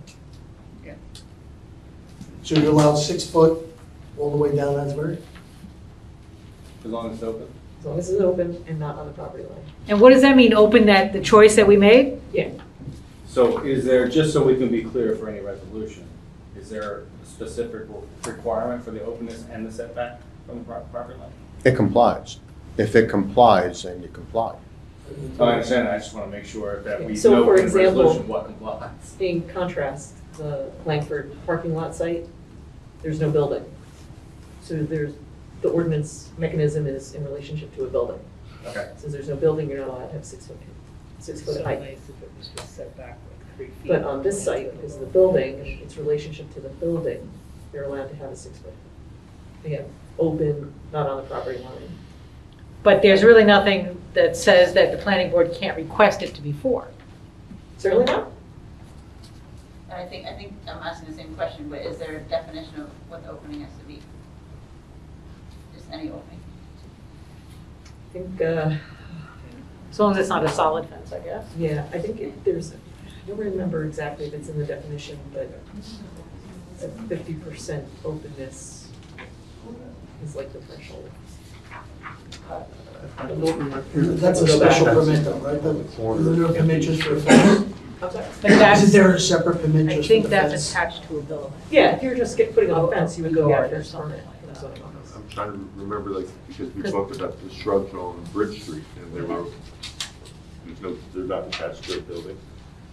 What we cannot move the entrance, but we could do a 4-foot fence, open Would fence that over there. be more acceptable, or? Yes. Yeah, I think a 4-foot fence would be I much think better. 4 foot would be much more amenable here. We want it to be as transparent as possible. Okay. Right. And I the materials understand, yep. match the other elements. Yep. So, the great entrance that you created in the parking lot can be seen. Yeah. on fair. This- Asbury Avenue. So my question is, do you have to have the fence go all the way up to the building? Can it box out that sort of entry space, the plaza area? I think you need that fence for security purposes. You want to be on Asbury Avenue, but you need a fence for security. May You're I at ask a cross question purposes. too about No, this? I don't think you are. But they need a fence there. They want This a fence. rendering also doesn't necessarily match your site plan, is that correct? Because- Yeah, the landscape architect will go into, I think, the streetscape there. Oh, yeah, is it? Where I is can't see it. the parking entrance is on Asbury, correct? Yes. Yeah, it's to the Correct. right of the fire hydrant right in that area. Right, so this is a gate. Yes, Okay. there is a man door as well, pedestrian gate as well. And that gate Okay. was testified, it's probably going to be open most of the time, but So then why do we need it? Because there are going to be cars and all, company cars parked back there at night. I'm just saying, to the entrance. Because You can it's enclose the part, parking area. it's part of the design that they're looking for, is to have a fence go all the way up there.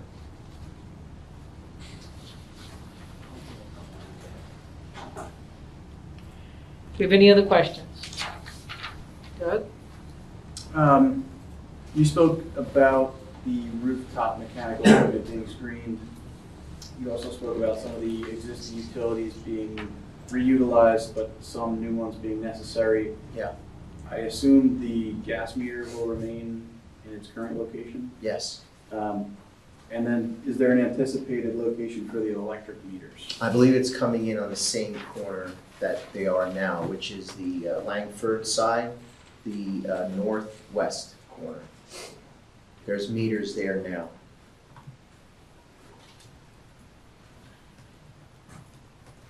Anything else, Doug? Until we go through the reports?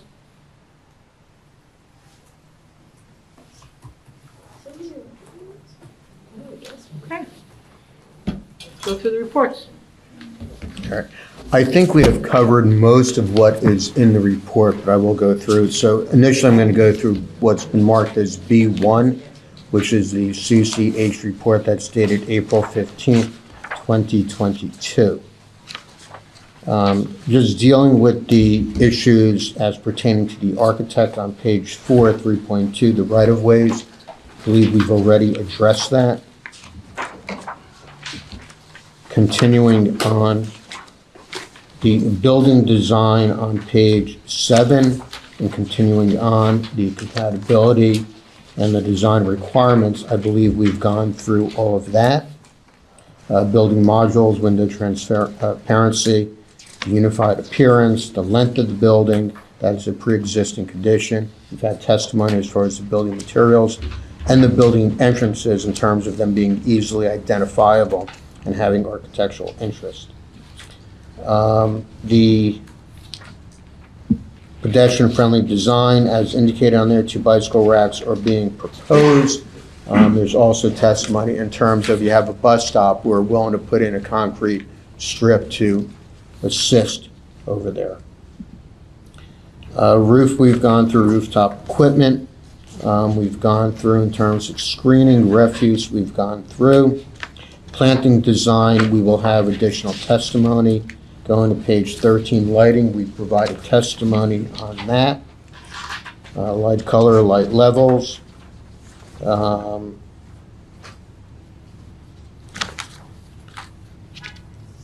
The signs on page 15 we have addressed.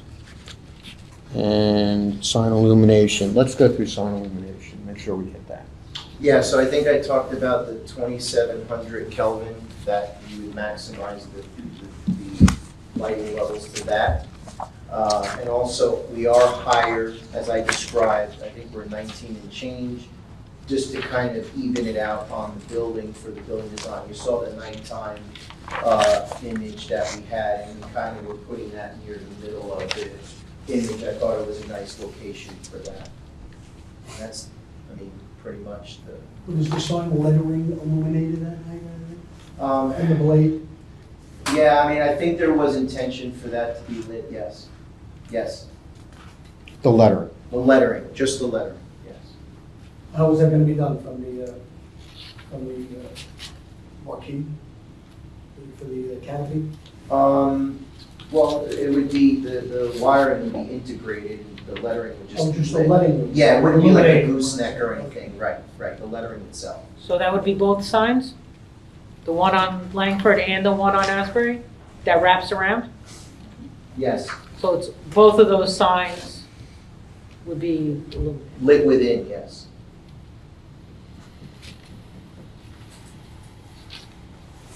And those were the blue panels, the metal panels that you passed around. It's not like a translucent plastic. No.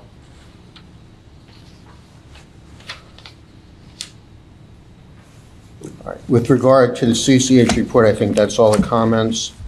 I don't think I missed anything. Okay. The Insight report, which is B2, dated March 24th, 2022. Going to page 3, zoning review, the right-of-way we've spoken about, screening for the rooftop equipment, comment number 12 we've spoken about, the architectural elements, number 13 we've gone through. the comments with regard to the additional lighting design comments we've gone through. There are additional comments that will have our landscape architect address. Page 5, utility connections, we've gone through.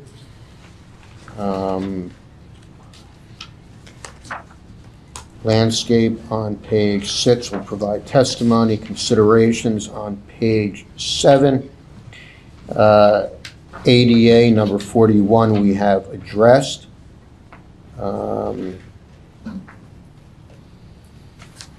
I believe that is all the comments. Miss anything? No. That's all I have.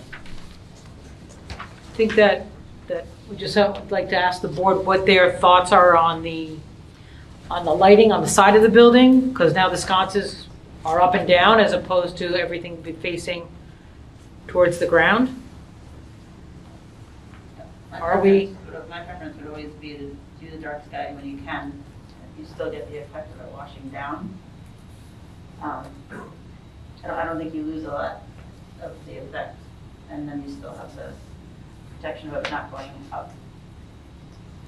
Well, can you move the lighting up so it's a down all the way, or is that? I mean, I guess, I think the lighting is kind of in the best spot. The up-down is the more aesthetically attractive, and our intention was for it is fully shielded, so it doesn't come towards you, so to speak. It just shines down and up. We thought that was a nice compromise to, again, and also I want to be clear, it's an 8-foot throw, so you're more than 8 feet above, so it's actually not going to go past the building.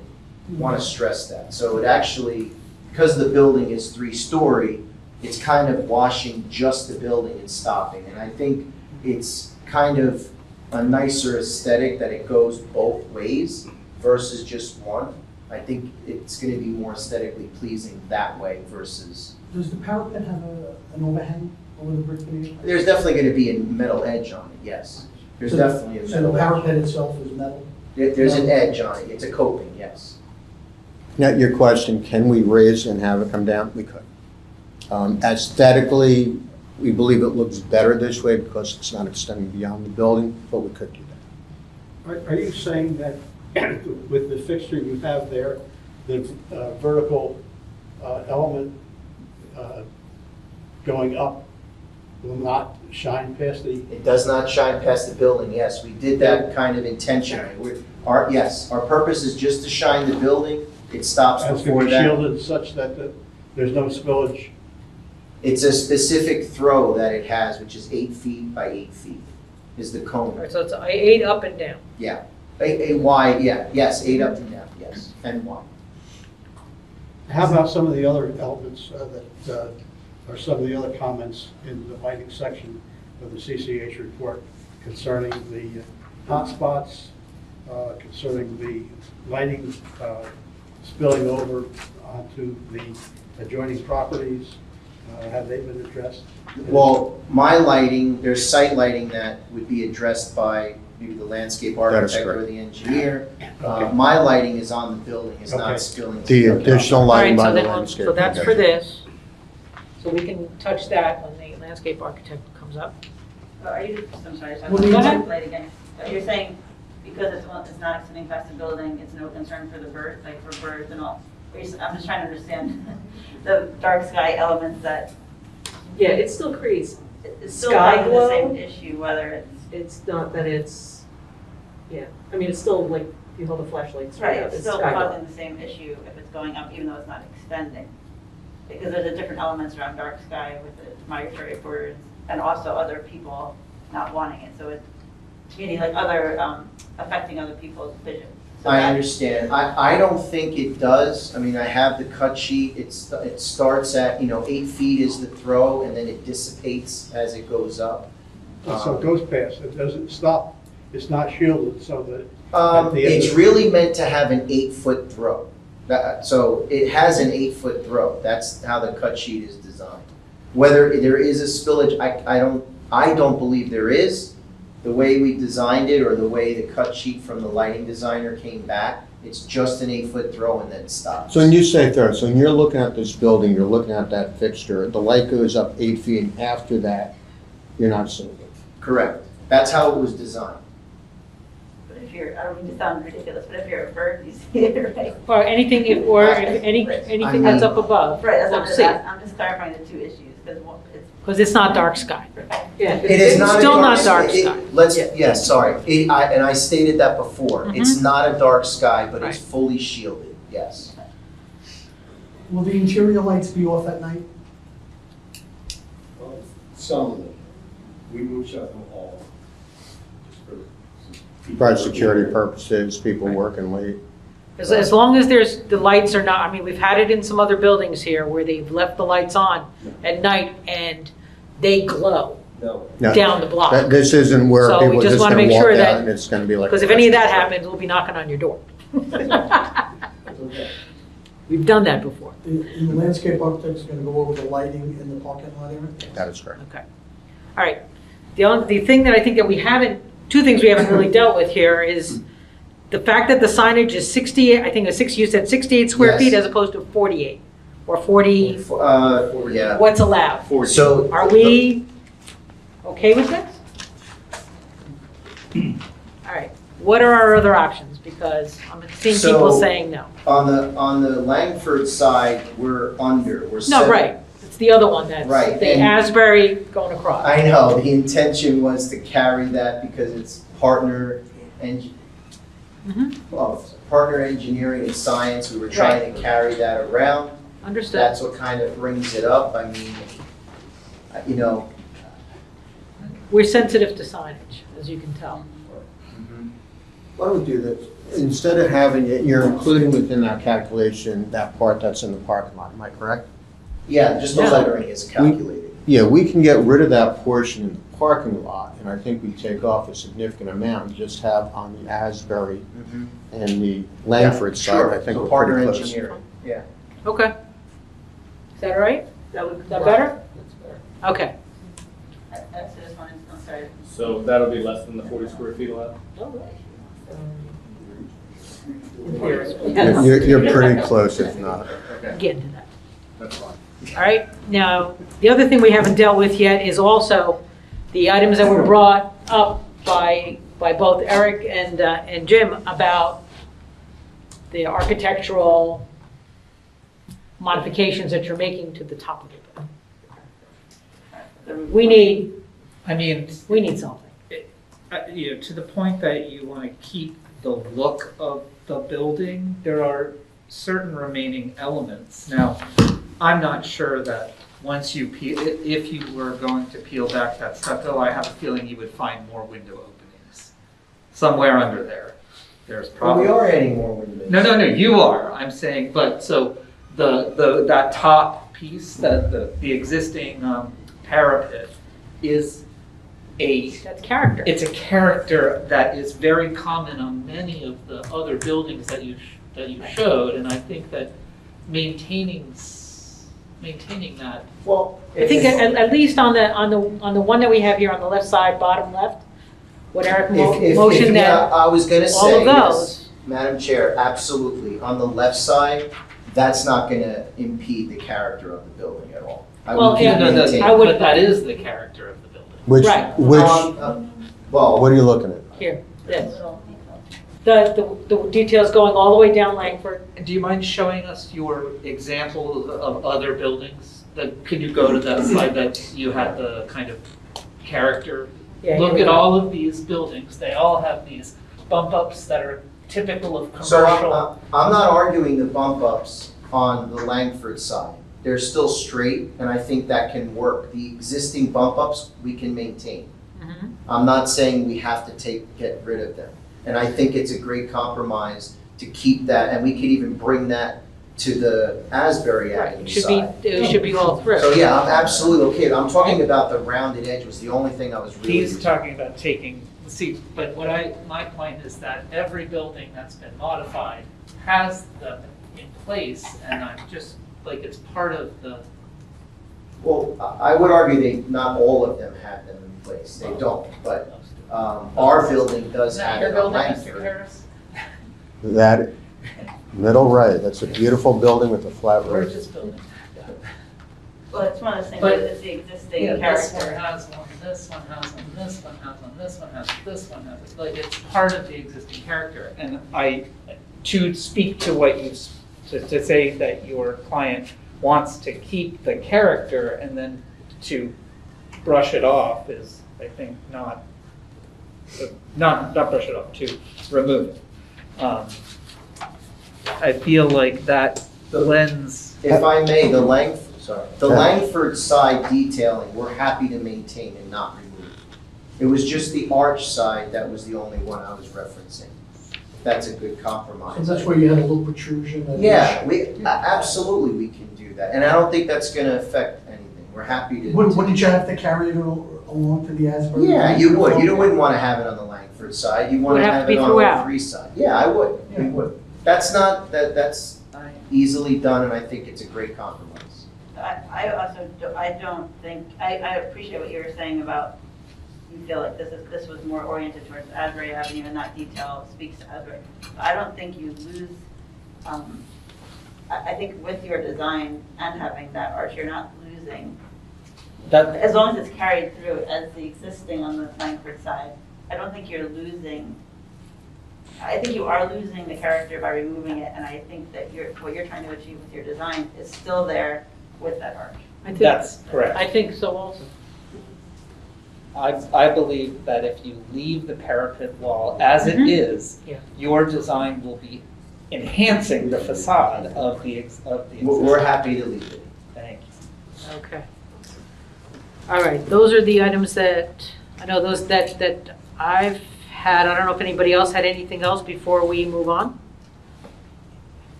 Okay, next. All right, I have to let my architect go, he has another hearing, so if we're done. Okay. Well, we have public comment first. We need just public Yeah. comment. Public questions. Any public questions? Don't all jump up at once. Okay, Okay. here we go. Thank you. Thank you for your time. Appreciate it, Thank sir. you. All right, Mr. Karas next. Next up, we have our landscape architect, William McCollum.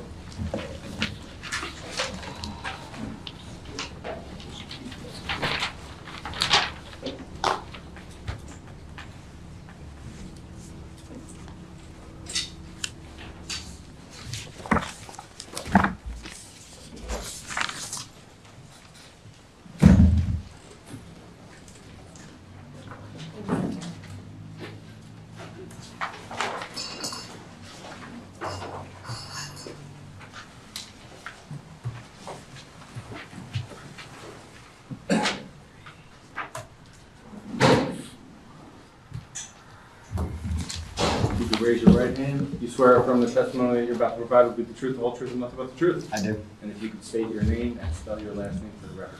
My name is William McCullum, McCollum. Thank you. If I may. Bill, can you please give us the benefit of your, excuse me, your qualifications? I'm a New Jersey licensed landscape architect. I received my bachelor's of landscape architecture at Clemson University, and I've been working on site plans, landscape and lighting plans since 2005. And have you been before boards before and testified and provided testimony? Yes, I have. Okay, in New Jersey? Yes, Okay. If I may? Yeah, and you're currently licensed in New Jersey? I am, in good standing.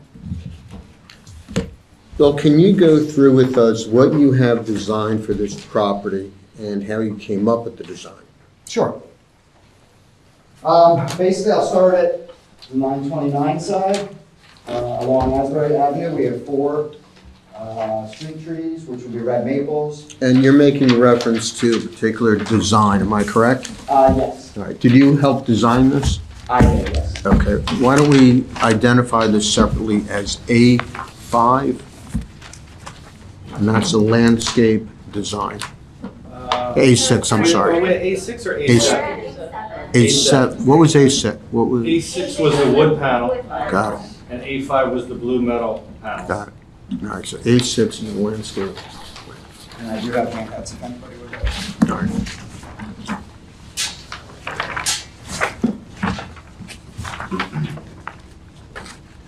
How does it measuring it? Was it? What's that? Is this in Oh, our- yes, we are. You have yours? Yes. Okay. Good. Okay. So along Asbury Avenue, in the newly created grass strip, we are proposing 4 street trees, which will be red maples. By the design, by the ordinance standards, we only need 3. For aesthetics, we added 1 additional. Moving along Lankford, we are asking for relief from the street tree requirement for 3 reasons. There are 3 site conditions which will severely stress and hinder the growth of the trees. We have overhead utility lines right there. Our distance from the center of the planting strip to the building is only about 10 feet, and the width of the planting strip itself is only 2 to 3 feet. The combination of all 3 of those, each one could be worked around, but the combination of 3, I think, will significantly hinder the future growth of any trees proposed there. So we do request relief there. Are the trees on Asbury going to block the bus stop? No, they will not. And in the event we have to make an adjustment, we will. Moving into the parking lot, we propose 4 Zelkova for parking lot shade trees. We do ask for relief for the requirement for 1 tree for every 4 parking spaces, simply because of site limitations, site constraints, in order to get what we need.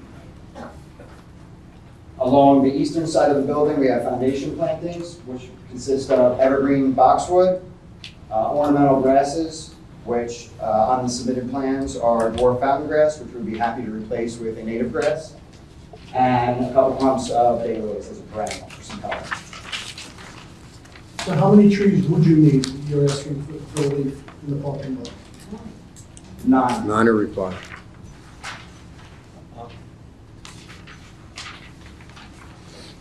And then moving on to the lighting on the same site, as per on the submitted plans, all the proposed light fixtures are a contemporary version of the typical shoebox fixture. They're proposed at a mounting height of 16 feet. They are LED with a color temperature of 2700 K and are dark sky friendly. All the fixtures along the perimeter of the site are equipped with house side shields to help minimize light spillage over the property lines. They are full cutoff, and we did use forward throw patterns again to try to minimize that spillage. All the lights will be controlled by photoelectric sensors and timers. As far as the requirements for the lighting, we meet the minimum light level of 1/2 foot candle. We meet the maximum to minimum ratio of 10 to 1 at 8.8 to 1. We meet the maximum to average ratio at 2.6 to 1. The maximum average light level for the parking lot, due to the use of the parking lot and client request, we are above, we do exceed the 1 foot candle allowable with 1.7 proposed here. Again, for the use of the site, we're requesting that. And then the light levels at the property lines. We do have spillage. We're requesting for relief from the spillage over the 10 foot candle allowable, again, due to site constraints. We've done everything within our power to push that light onto the site, and we do have some spillage. On the eastern property line, we have about 2.2 foot candles at the one brightest point, and on the northerly property line, we have 0.9 foot candle. When it's dark, the parking lot lights are always on? I believe so. I'll double check on that, but I believe so. Now, with regard to the northern eastern property lines, those are commercial buildings, am I correct? Here, I believe so. Okay, so they're not residential properties, they're businesses, am I correct? Okay, please go on. Based on some comments we had received, we did take a look at the lighting, and there are a couple adjustments we can make. All light fixtures will be lowered from the mounting height of 16 feet to 14 feet for the ordinance. We lowered light lumen levels. We still conform with the minimum lighting level, the maximum to average, the maximum to minimum. We have decreased the spillage over the property lines from where it was, but we still are over the 10 foot candle allowable that we are requesting relief on. I believe it's 2.2 on the eastern property line. We were able to lower down to 1.8. And then the 0.9 along the northerly, we were able to lower to 0.8. And again, with the Maximum average throughout, we lowered it, but we are still above the 1.0 that we are asking relief from for the use of the site. And we're down to 1.5, am I correct, from 1.7? That's correct. Yes, from 1.7 to 1.5 as the average. Go on. Now, why are you over the level? Why are you over? There's something else, there's another regulation make you have that amount of light? That, No, for the use of the site and meeting all of the other requirements that, for like a minimum level and for an even lighting pattern throughout. And then the use of the site. Use of the site security at nighttime, we wanted to have it a little bit brighter. but you could, complying with other regulations, you could meet the 1.0 average? I can't answer that right this second, I don't know. Moving up to First Avenue. Hang on a second, let me just, maybe, so you have revised the lighting model since our report, since our report. So one of the things we had picked up on was the way they had it compiled their table, the way we were looking at it, there was an overlap. They were modeling only parking area lighting, even though the lighting plan showed the building mounted lighting and the parking lighting. So the standards relate to the parking. And so where we said the average was too high is not really true because, or the maximum was too high because that was modeled incorrectly. So we had a conversation amongst the professionals. That's correct. And so there, in our report where we said the maximum foot candles was excessive or, wasn't properly accounted for in their schedule was because of that weird overlap of the modeling. So if you revised it since, then it was the assumption that it would then be correct because it's not doing that overlap anymore. Yes, that's correct. Okay. So now We haven't They don't seen, meet- we haven't been able to review the revised lighting. I can't say that, but they were directed to make those corrections so that it would comply. with- But they're saying they're still, they need relief, they're over. Right, saying you're that at may 2 not point, be- you're at 2.2 and 1.8. We Right. were 2.2 on the original, then after some suggestions, we were able to bring it down to 1. Again, because they lowered Right. the mounting height, that's changing. Right, we're going the- And into lowered to the 14 feet. lumens. Right. Okay, so it's 1.8, 0.8, and 0.8 on the north side, correct? It was 0.9, now it's 0.8. Yes. Yes. Okay, Is some of the lighting motion censored or not? It's all done. Sometimes. Mr. Karras, would you remind us how many parking spaces you're providing Ken. versus what's required? I'm sorry. How many parking spaces provided versus required? Or a simpler question is, are you providing more than is required? I'll give you the quick answer. 68 are provided, 61 are required with the 2 EV. That is, So my question about the relief of 9 parking lot trees when you're providing more parking than is required. It seems that there's a little wiggle room for some more landscaping in the parking lot. Perhaps the tandem spaces or the corners. and that would also give us better pervious coverage, which is what we're looking for also. So 9 seems like a lot to relax. And Well, 5 would be relief. They would need 9 total. well, we get the EV credit, so. Right, if no, we have- I'm just saying yeah, that, I'm just looking at- you're pro- providing more parking than you need. We're with your providing credit. 68, Right, required is 65, and then with the EV credit on this, Yeah, I just want to make sure I have my numbers point right. is that- 61 with the EV credit. Okay, and then it's. My point is that especially along that, well, it doesn't matter where, but there's more Right, you round paving up. than there needs to be. especially when you consider that there's more parking being provided than is required. Right. We do have a possibility over in this hatched area to possibly add one more tree up here. Well, we were looking at that, and I was waiting for that hatched area to be discussed, because we mentioned it last time, that said, we want to increase pervious. So what, Decrease per- that was one Yeah. place. Increase, pervious, decrease. Right, sorry, decrease. Either way you look at it, it's still the same. Might get rid of more blacktop. Right, let's just say that. And typically, I think when these parking lots are laid out, what you see is maybe every 10th space becomes a tree island. Like Right. along the edge, or these Something. tandem spaces just get eliminated. Like, why do you need them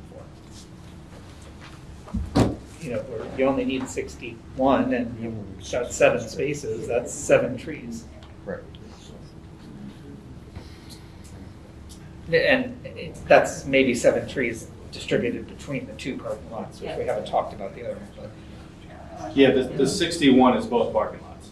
but. Right. Right. So what I'm saying is But- that on balance, there's room for 7 trees without impacting parking. Can we circle back to this closer to the end of my presentation? Sure. Because I think we may have some Absolutely. opportunities. Yeah, I think we're just looking. That's- We were gonna do some plantings in the striped area over here, and I think in the middle of this road that's on the easterly side of the parking lot, maybe we can get rid of 2 here on the island and add some greenery and some trees. Well, right, because relief for 9 trees that's a lot of relief. That's a lot of relief. The relief is 5. Well, it's not relief, we're providing conditions. Oh, I'm sorry. Yeah, what, Thank you, Parking. I didn't catch that. What is the relief? 5 tree, 5 trees, 9 are required, you're proposing 4. Correct. Yes. So Okay. what we're saying is, I don't want to step on stuff over here. We can add greenery where the hatched area is and maybe get rid of 2 spaces in the middle here and throw the shrub. Or at the end, something that, And then, Sure. yes, later on in my presentation, I might have something else that. all right, let's continue then, because we haven't heard about the other parking lot yet. Okay, so on to the First Avenue parking lot.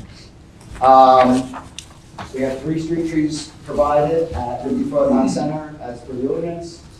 They are London Trent plane to match what is in town. There are 3 existing sycamores along First Avenue. One will have to be removed for the end of the parking lot, but the other 2 we're proposing to remain. Along the western side of the property, there are approximately 4 existing trees to remain.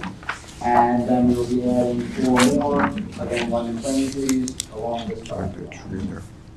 We have an evergreen hedge of Japanese holly to buffer the parking lot and here along the 1 parking space. All other areas of the site are to be lawn. I have a quick question about that one, sir. I noticed it says 52 IC, is it, and then I looked at the schedule. There is a typographical Is that typo? error on the submitted plans. That's right, and then so the 6 that are up on by First Avenue are also the island? Yes. Okay. And you're not concerned at all about disease or anything with that long hedge? Not with those, no. I did have a question about your the boxwood, Yes, winter gem, not susceptible to the blight. like, okay. In the London plane are the big trees. They're sycamores, basically. And they're appropriate to coastal areas? Yes. That's the Fifth Um, Avenue, 4th Avenue. So onto the parking lot requirements, parking space requirements, again, on to 4 spaces. We have 8 trees required, we have 7 new trees proposed, and 4 existing trees to remain with a total of 11. And we will add a note to the plan that the landscape can be maintained and that the owner is responsible for dead or damaged plant material. So, light fixtures will be the same light fixtures used over here. The contemporary type shoebox, LED, 2700 degrees, dark sky friendly, and very similar to the relief we asked on the other site. We meet the minimum level, we meet the maximum to minimum, and we meet the minimum to average. But our maximum average of 1.0 allowed, we are asking for relief for 1.6 foot candle. And at the property lines, the 10 foot candle, we are 0.9 on the easterly property line, 1.7 on the northerly, and 0.3 on the westerly building. Over. Over the 10th allowed. Right, so help me out here. Why can't we be, Well- even here, why can't we be on the money?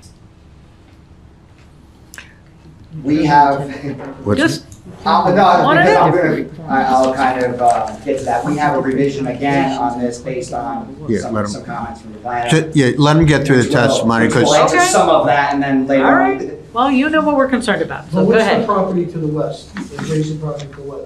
Is it residential? no, it's not. commercial. And there's a It's building commercial. right here. There's a building right there, it's a commercial building. Yeah, So, all of this is commercial.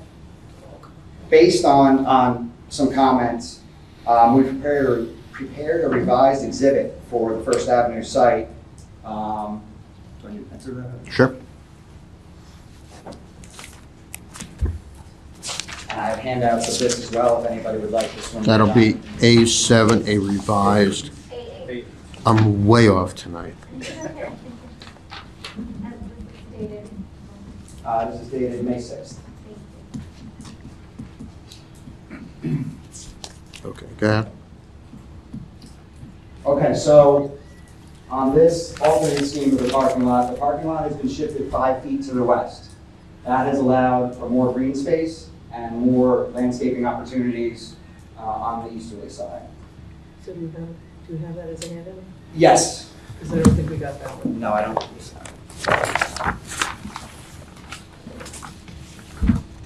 There's like 12 of these.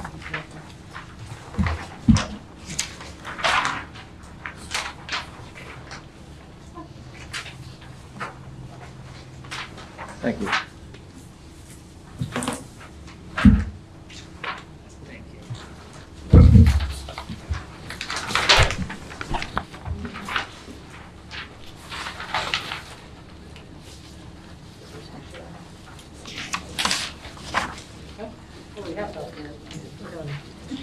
Okay. Okay, so as I said, the parking lot shifted 5 feet to the west, which gave us more green space on the eastern side. So where there were 3 trees, there are now 6 in a staggered row. The 3 outer trees closer to the sidewalk will be London plane trees. The 3 inner trees closer to the parking lot will be red maple. With the shift of the parking lot and the entrance, we will have to remove a second existing tree, but we do propose to put one new one in there. In what? London plane tree as well, so the streetscape will be consistent. To accommodate this new layout, the 4 existing trees that were here will have to be removed. And now that this space along the west is more narrow, we're proposing a columnar pin oak, so it's a full-size shade tree that's just columnar, and the spread on it at maturity is approximately 8 to 10 feet, so it will not interfere with the property line too much. Okay, so the existing are going to be removed. The existing 4 up here will be removed, yes. The evergreen hedge remains as a screen, and it has been extended from the front of the parking space to the property line. And there is still a fence proposed along the edge of the parking area and along the western property line. And the revised lighting? Yes, then we also revised the Wait, lighting for this go there, site. go there. Quick, say again, so on Lankford, you have the 6 trees in a bed with the hedge? They are not in a bed, no, they're in a double staggered row. Some of them are closer, one row is closer to the sidewalk, one row, yes, does tie into the landscape bed right up next to Into the the hedge. parking lot. Okay. And then, so the hedge wraps around the First Avenue, but doesn't go on the interior side. Correct. No, we did extend it from the front of the parking space to the west of the But property. it doesn't go back to the interior, doesn't go No, down it the is not, interior this side, will, okay. yes. And then columnar pin oak? Yes, green pillar. Okay, and then, so what is the spacing of the trees on Lankford? Spacing of the trees on Lankford. Each row is approximately 50 foot on center. So trunk to trunk, yeah, it's roughly 25 feet, but in a zigzag.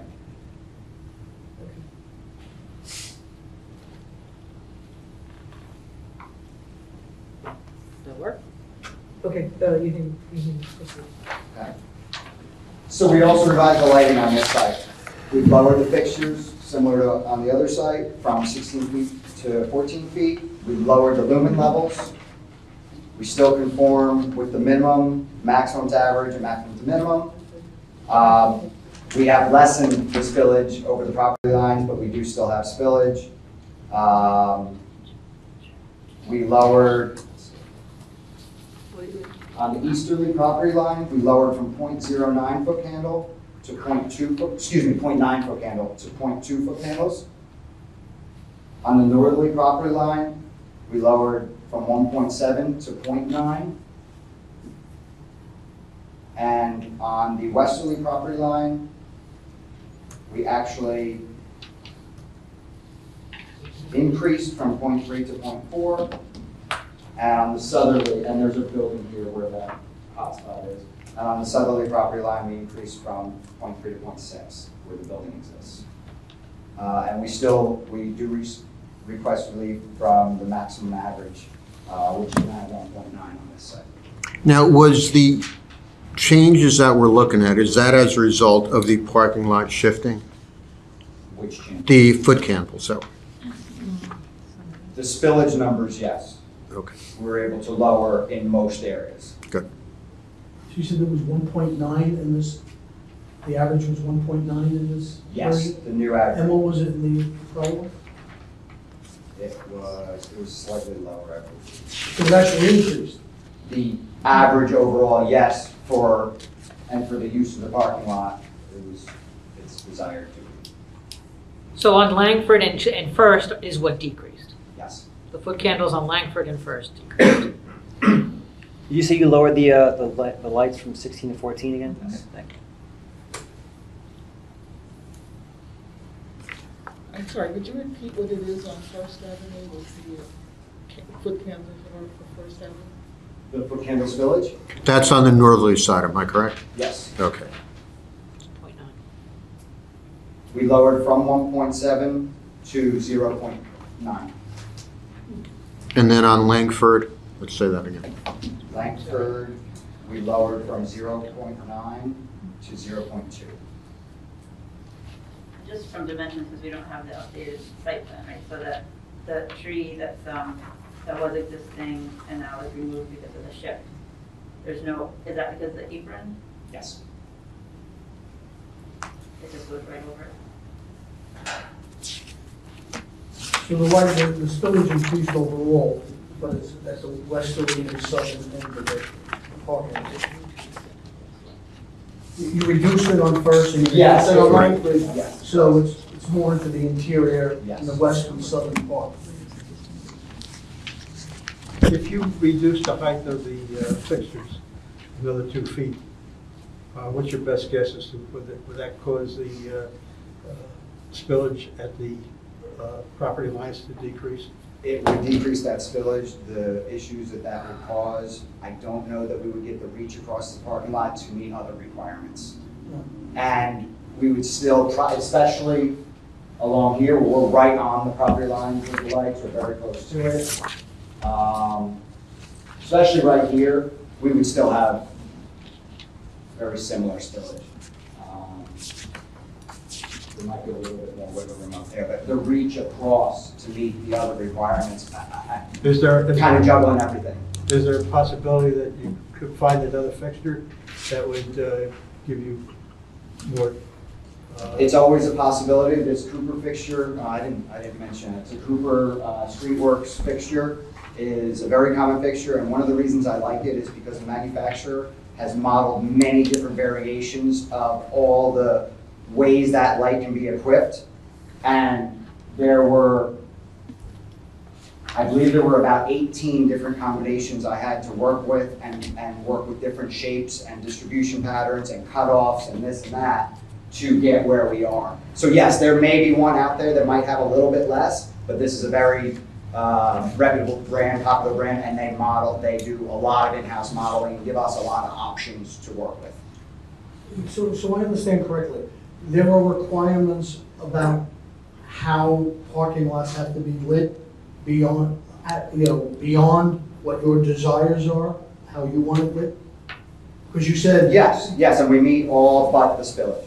So like a parking lot can't be dark, is that a correct statement? Yes. Preferably. I mean. You're saying preferably? No, by requirements. By requirements, it's a half-foot candle minimum as your, half-foot candle minimum. So we meet that. And then the average, the maximum allowable average is something that's determined. Yeah, there's a requirement that it be lit. But it sounds like it's a very low requirement. Well, it has to be sufficient illumination for safety. So, Right, so the ordinance has this balancing where we want uniformity, and that's, obtained through this, averaging and not having hot spots and limiting the height of the fixtures. So it's kind of a dance with the, getting the fixtures in a certain height, oriented the proper way. I mean, there may be a way of doing it so they don't exceed the spillage. It's just a question of, Yeah, but modeling. It is, but also that the spillage that we see, all of it, most of it goes onto an existing commercial building, like a roof, like a wall. Yep. The only place where it's not at a building is on First Avenue facing out, which is your .9. There's a blank lot, One thing to keep in mind here. which is probably going to be developed. That's going to be, The spillage. yes. Let me clarify two things, please. Go ahead. Actually, three things that maybe will help. Go ahead. The spillage is at the property line, which is back here. Okay. So that means out here, I don't have a lighting plan on me, but that doesn't mean there's 1.7 in the road or anywhere near it. That means just over this property line. Just over right there it here is. 1.7. Okay. Same along here, where the property line is approximately 4 or 5 feet in from the sidewalk. That's where your spillage is. Okay. It's not out into That's the roads. important to That's one know. clarification. That's important to know. Two, if I wanted spillage anywhere, I would want it at the driveway entrance for safety reasons. And number three, especially in this type of situation, talk about lowering the lights or playing with lumens or distribution patterns, there's no light you're going to find that has no spillage when you're putting it right there. Right, but that also is just a commercial building, that's a wall, that's blank, Yes. that's all those things. Okay, so you mentioned that, how about more of our trees? Are we having more pervious surface or less impervious? Or is that, are we can talk about that later? Well, no, here we were able to add more Yeah. trees along here. Yeah, we know, we need it in there. Because we talked about putting more trees and not asking for a relief of 9 trees. There has been conversation in other Yeah, testimony we about can treating add- the sites as a whole. So by Yeah. adding more over here as a whole, we approach the overall. but you're not- We can take 2 spaces from the easterly property line, put 1 tree there, and in the hatched area, add another tree. All right, and that would increase our pervious. Correct. If you're taking 2 spaces, I don't, is 1 space adequate for 1 tree? So my question here is, don't take 2 contiguous spaces, take 2 spaces and put 2 trees. Right? That's not a question, that's my request. And then I guess with this alternate layout, We could do maybe 4 in, do 1 over here, and Right. then come up. Yeah, At that's least it. 2, It's you've got at if least you're 2 gonna more take 2 trees. spaces, 2 they're not spaces. contiguous, 1 tree per space. Yeah. Yeah, Okay. then like, That'll be 3. 1, 2, 3. You should take the northeast corner parking space, yeah. Well, okay? Put your tree in that corner and move the parking space to the west. You don't impede the traffic coming out, and you can still put your tree in there. By, Move the parking space into the drive aisle? correct, because You're that, gonna block the drive aisle. Yeah, that's- if, There's a if hedge there that's gonna be planted. We can, you're not using, we can lose the space and that would be okay. you won't even lose the space. Yeah, we could put a tree back here and one in the middle. That's two trees right there, and then a third in the hedge there. I would think it would be preferable not to have it in that corner, but that's. I mean, Two trees is fine. So my Two trees question, plus that hatched spot, Yeah, so plus three that extra, spot. we have three extra It's trees. so then. either or, I mean, my- we can put them on the end or put them This, staggered. this treatment along Lankford of the second parking lot, it doesn't feel like a very typical, like we have tree-lined streets with trees at 20 or 30-foot intervals, and my question is, why wouldn't you take those extra trees and, I don't know, it just seems like we don't do. I thought that was part of the discussion last time, shifting that over to edge trees. I guess it seems like, I'm not sure it doesn't. Either or, but I believe that was I a don't think- suggestion. I think what you're saying is it's not typical in any of our streetscapes to have, a double staggered row Yeah, of like we shade have- trees. Right, we Yeah, have it's these, just not- doesn't happen. and then what you get is, and then maybe if there was more planting, that it's a lower type hedge, bush. A screening element. Yeah, It's a parking screening lot. element, And that's since maybe it's a elevated maximum above the height. sidewalk, we want to hide those headlights since it's also an open fence. Right. So I think what we had tried to convey in our call, Andy, was that, the wider planting area, if you shifted the parking so that we had more, Less trees, more hedge. it should be landscape, which is, a broader expression. So hedge material, edge material, whether it's perennials, annuals, we need ground covers, that lead into the parking lot. So you have a fence, and then you have sort of a cascading effect of plant materials in addition to your shade trees along that So, but streetscape. shifting it over, having, as far as, so I understand it. So you need to shift it over in order to accommodate. But don't have as many trees, instead utilize more plantings. Well, Am I so right? like, Am I let's wrong? not simple, so. That was the directive we had given them so that we get that. Right, it seems like if buffer. the idea is screening, that an understory of trees, or I'm sorry, an understory of planting in combination with a certain number of trees. Now, you've offered to remove 2 parking spaces in the Main Street lot. Now, as by my math, you are 7 spaces over? They were, so Were. now it's 5. 5. So there is still room to take 5 parking spaces in the parking lot where your trees, your taller trees could fit. Where we want the shade. Yeah, where you want the shade to reduce heat island effect, to decrease pervious, and you testify, I believe your architect testified to your client's commitment to sustainability. That goes beyond the building line. That goes to how much water is being generated, how it's being dealt with. What is the function of this extra planting strip in addition? Like how does it accept some of that water? It could be a question. Based on existing conditions, we're significantly decreasing the impervious on that site to start with.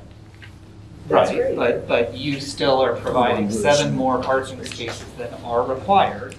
And this is an opportunity to go even further. That's my perspective on it. But wouldn't they, by reducing the amount of parking spots, also reduce the amount of trees needed? If it's 1 tree for every 4 spots, if you're saying reduce it by 7 spots, they'd have to reduce. Okay. Right, the requirement is, They can legally reduce the amount of trees by 2 trees Right. by reducing parking spots. But it's not about getting the right amount of trees. I think what we're saying is you should meet the parking requirement, and then everything else that's left over should be landscape. Right, but meeting the parking requirement is like, I don't know, for a business, like, again, when they have like their TEDx and everything, they may need the extra, so. But that's sometimes- once a year. And, No, or, I'm sorry, it's several times a year. Why don't we do this? Why don't we do this? We're losing 2 spaces in this lot on 929, and we're adding a 3rd tree. So we've got 3 trees losing 2 spaces. We can lose 2 spaces in this 1,000 lot, 1,000 first, maybe in the middle, and have like a little island. Yeah, you're gonna have to come back with a proposal But for, yeah, I this think that's is- right, yeah. Does that work by doing? But I think Yes. that's conceptually the idea, is Right. how do we But find I that don't- balance? I don't mean to be disrespectful. I don't want to get into conceptually and then we come back and then we didn't lose enough. Let's talk about coming up with something that works so we're not constantly coming back. All right? Right, so- I think if we lose 2 here and we lose 2 here, Right. all right, so we're adding a total of 5 trees, losing 4 parking spaces. Right. Does that seem Right. to work? That's fair? Seems like a good compromise. Okay, yeah. so we'll figure out how do we, And I think the plantings along the Langford should be more. right, lower plantings. A mix of A trees mix of and tree plantings. and lower Yeah, plantings. and we'll reduce the number of trees and add more plantings to act as a shield for the headlights. Right. And I would like. We have an evergreen hedge. Do we have that? Yeah, but there's an evergreen, a solid evergreen hedge that runs to shield from the headlights. And the trees, I'm sorry, you said it before, but there's London Plain and what are the other 3? London Plain more towards the road, Red Maple more towards the parking lot. Because maybe, I don't know, because something, if you're talking about screening like Amelanca or something that's like more open, or you're trying to make it more, I didn't know what the goal was there. That was a preference on hardy trees. Both are good for street and parking lot situations and urban, semi-urban situations. If you guys have a preference, I'd be happy to take a look at it. And let's talk about how many trees we're going to put here, because we have 3, 4, 5, 6, and then the 2 on first. This one is an existing to remain. Okay. So we have 6 trees that we added that there was 3 before. Do you prefer less? Do you prefer what we have? Well, I think you should try and establish a pattern that is consistent with what we're used to seeing. So the kind of That's what I'm trying to 20 feet on, or 20 or 30 feet on center, whatever they are. You know, like that consistent rhythm is. Because from what I understand, these are 25 feet apart from trunk to trunk. Yeah, and I think Which with is London a- Plain, we want a little bit more elbow room, and it So shouldn't why be don't- crowded with There's a another similar shade tree. spacing with the existing trees along this property line. So we have 6. Do you prefer 4, and then we'll add some plantings? What do you guys think? I think 4 along the street and then 2 in the parking lot, and keep the numbers the same, and you also have a little more spacing to, Okay. Okay? With some low planting. With low plantings on Langford. And, Additional to what has been submitted? We'll add well, no, are you talking about removing trees now? Yeah, just a No, single shifting. inline Shifting. row isn't enough. You say it's not enough, 'cause that's what I was saying, like smaller trees or something. I just don't want to see like daylilies and trees, you know what I'm saying? That's the. Right now, I think it's like a staggered Yeah, that's- hedge. Right, that's not what we're saying now, I think we're saying removing. Well, not to have those 6 trees. The sidewalk elevation is it's in like a foot below foot below the parking lot elevation. So, we really need something that's, gonna kind of stagger down to the sidewalk level and still give us that headlight, that block the headlights. That's gonna be in the canopy. So where are we landing here? Is your concern the heavy canopy that will be here? No, I don't have a concern about that, I just didn't want it to be. All right, so my understanding is that we're doing 4 trees, we're reducing the 6, we're going to do 4 trees along Langford. We have the hedge, and we're going to do some lower plantings in front. And 2 trees in the And 2 in parking the lot. parking lot. Now, those lower plantings in the front, Come up. Yeah, they'll come up. Okay. Okay? And then do you guys, are you happy with the, was it 4? Wow, sorry, my contacts are really dry. The 4 pin oaks on the interior side. Is that, Is that what you want? I had one sticky question, and then planting, it might be in there, I didn't read every one, but do you have is tree protection in there? The existing, like in the notes, or I didn't see. Tree protection for the existing tree, it's not appropriate. Okay? Yes? Any other, Are we gonna get to the sidewalk width in Lankford? Oh, Do you wanna yeah. testify?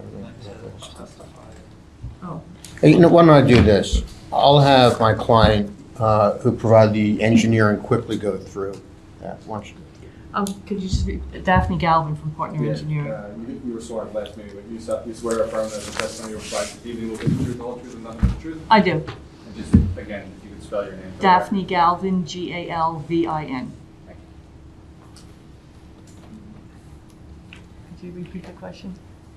Yeah, because it wasn't clear about, for the main building, 929. Right. The width of the sidewalk Yeah, why don't we go from the through- as-proposed building, you know? Sure. And be specific, you know, is it to the curb or is it to the? Okay. The wall of the Grass. building, the blades that's coming out, and then the sidewalk. Yeah. So the distance between the face of the building and the back of the sidewalk is about 4 feet.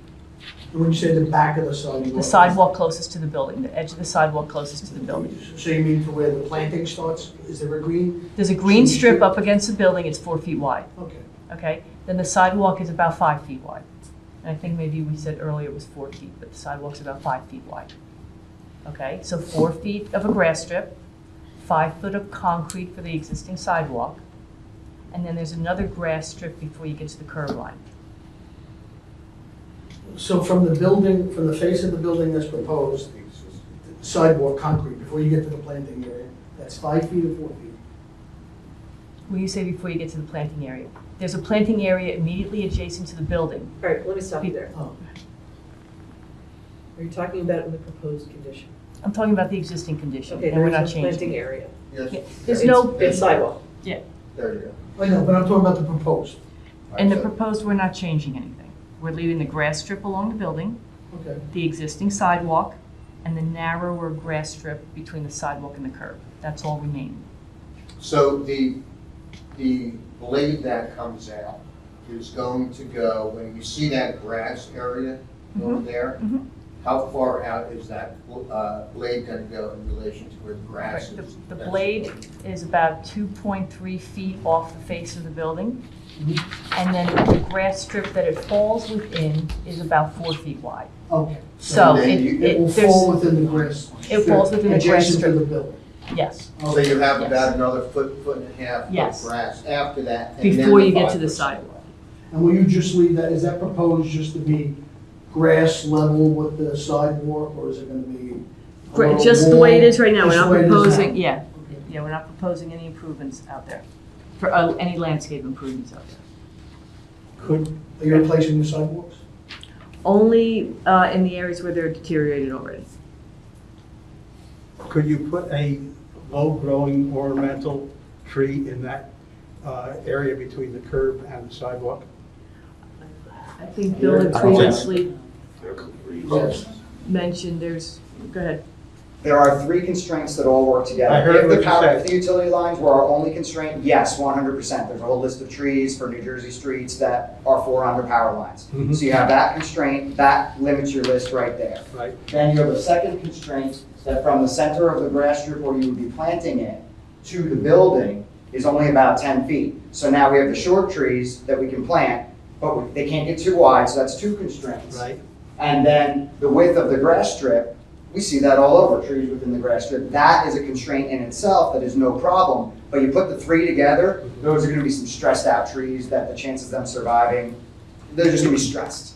But in the grass strip that is adjacent to the building, before, between the sidewalk Yes. and the building, is it just gonna be grass, or are you Grass. doing any landscape? Grass, just grass. All right, can we just clarify, because I'm looking at my site photos, and from the corner of Asbury Avenue north, there's concrete next to the building. For the first stretch coming off the Yeah. corner, there is That's right. concrete. So is that gonna stay concrete, or is it That's gonna gonna be stay grass? concrete, and that section there where the concrete exists, that will remain. Okay.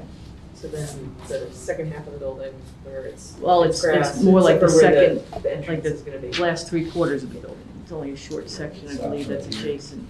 It's like a little patch of grass.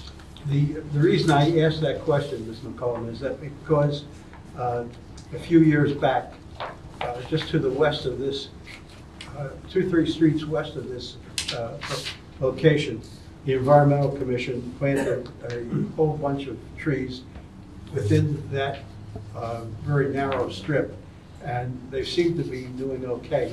And it would, I think it would be, it would enhance the looks of that particular building if you could get 2 or 3 trees in there. In that area you're referring to where the trees were planted, is there a building right on the property line? No, no. That spread, those lower trees might have a big spread. You know, I understand what you're saying. I just wondered if there weren't a couple of types of trees that could be put in there that, you know, and I think it would work. It's possible, but I think they're going to be stressed. I don't think they will ever thrive, and I think there'll be a continuous problem. Why no ornamental plantings in the strip that is adjacent to the building? We are just maintaining existing conditions. Any other questions from our professionals or from our board members? Can I ask one question to Go follow up for on it. the last question? That area that you're talking about where the grass strip is that city property? Is that your property? City property. All right, so we know you're coming back. Oh, public, any questions? No. Okay, anybody else? All right. All right, you're coming back. You want to talk about what we're coming back with? That's exact, I want to make sure we have a clear list of, Okay. Is everybody okay with just the grass strip adjacent to the building? Yeah, unless, It's in city, it's. It's city property. yeah. Yeah, it's outside. The Yeah. building goes right to the property. Okay. All right, so we're coming back with the 2 parking lots, Go ahead. right? One more time. 2 parking lots. We're going to come back with what modifications you're going to be making to those. Let's talk about those. We're adding a total of 5 trees. Right.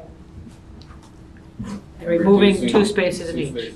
And you'll have I would like to see a spec on the fence, just like, this is the fence we're using. Okay. Or this is the fence we're proposing. Is it going to be the same fence on both properties? Fence sample, fence will be reduced to 4 feet high. Right. We're don't need a sample, just leaving a the entrance. photo.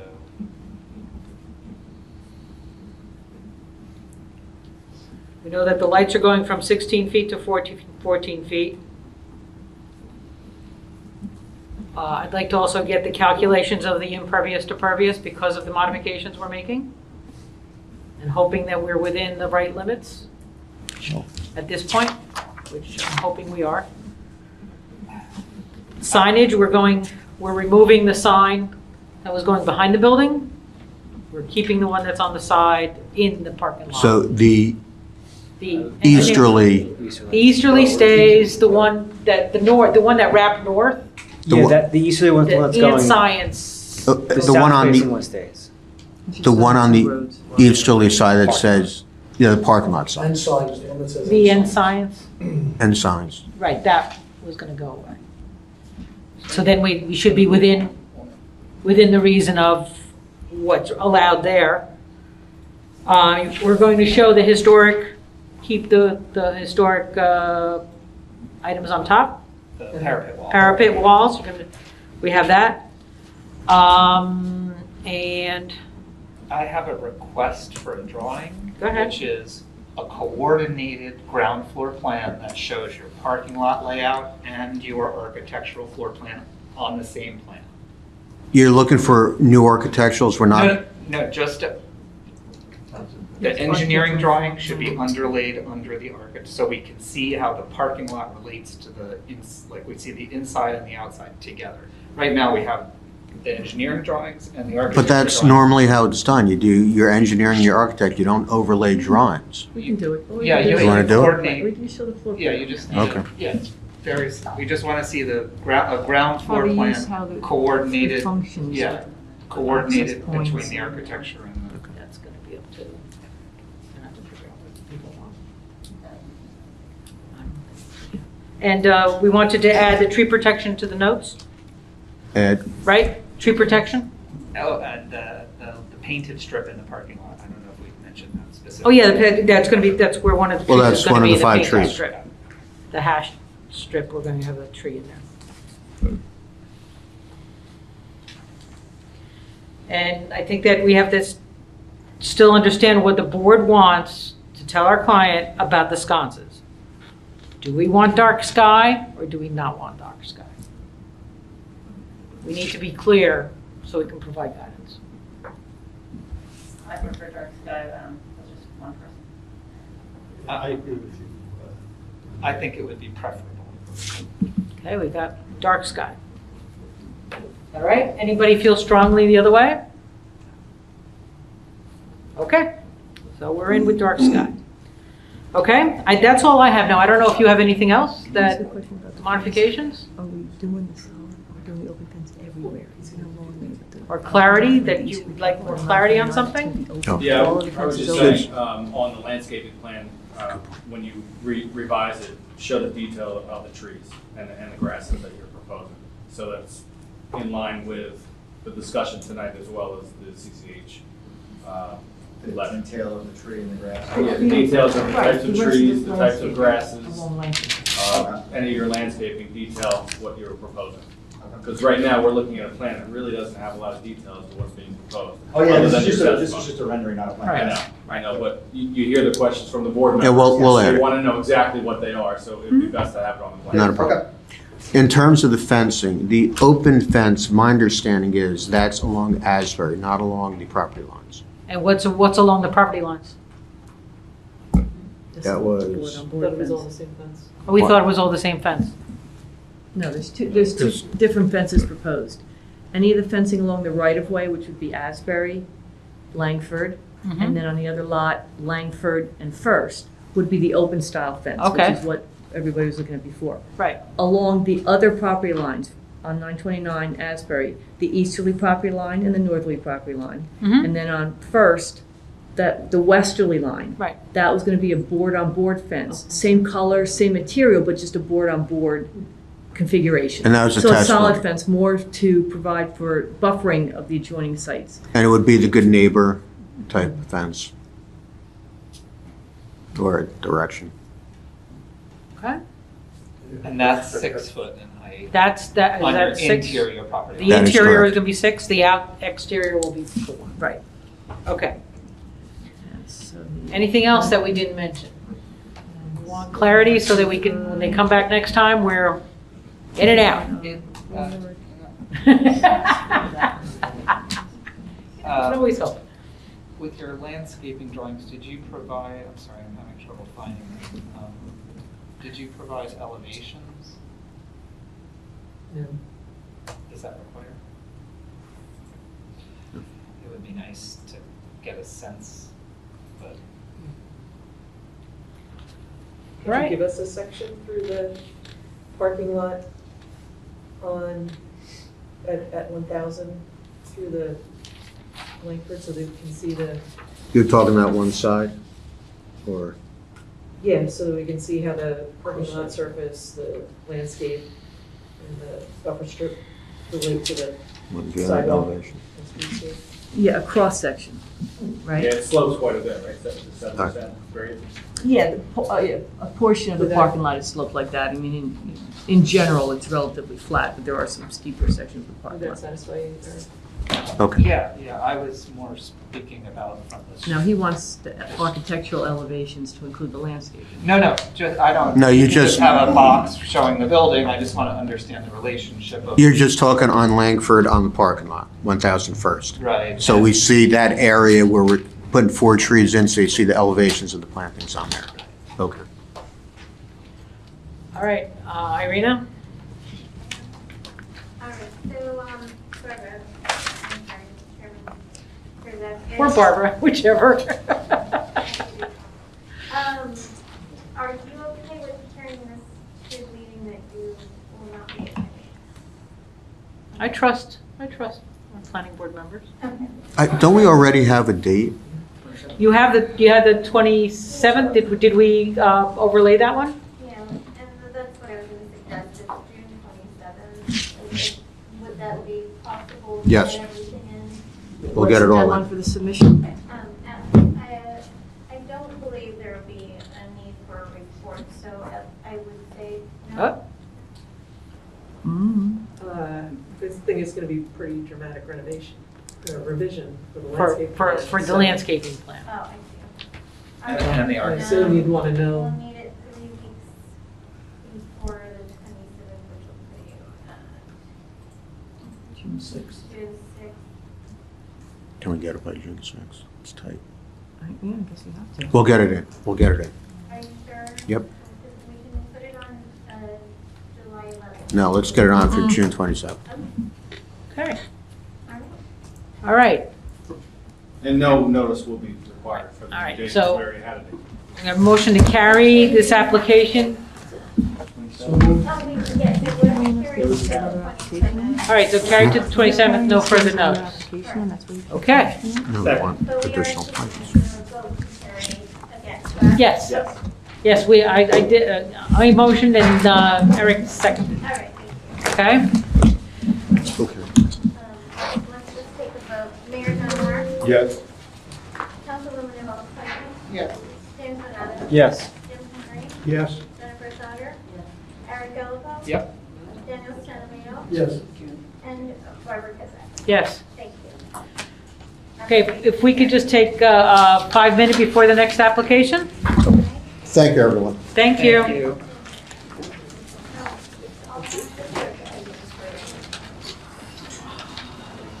All in favor? Aye. Do I need a motion to start the meeting, or? No. Okay. Oh, sorry. Just asking. No. Okay, come on up. Okay. Thank you for being so patient and waiting. Sure. No, we're happy to be here. Good evening, everyone. My name is Jennifer Porter. I'm the attorney for the applicant, Asbury Partners, LLC. We're here tonight in connection with an application by Asbury Partners to reapprove the site plan in connection with the food truck court, North Eats Food Truck Court. And it's a very simple, straightforward application. We're here, we did want to address a couple of operational aspects of the proposed project that we're seeking to change, but otherwise, the site plan that was previously approved by this board back in 2015 is not changing in any way, shape, or form. So there are no changes to the site plan, and the uses that were previously approved by this board back in 2015 are not changing in any way. And just by way of history, the use was previously approved back in 2015. It was approved for a 6-year period of time, so that use, it was a temporary use and intended to be for summertime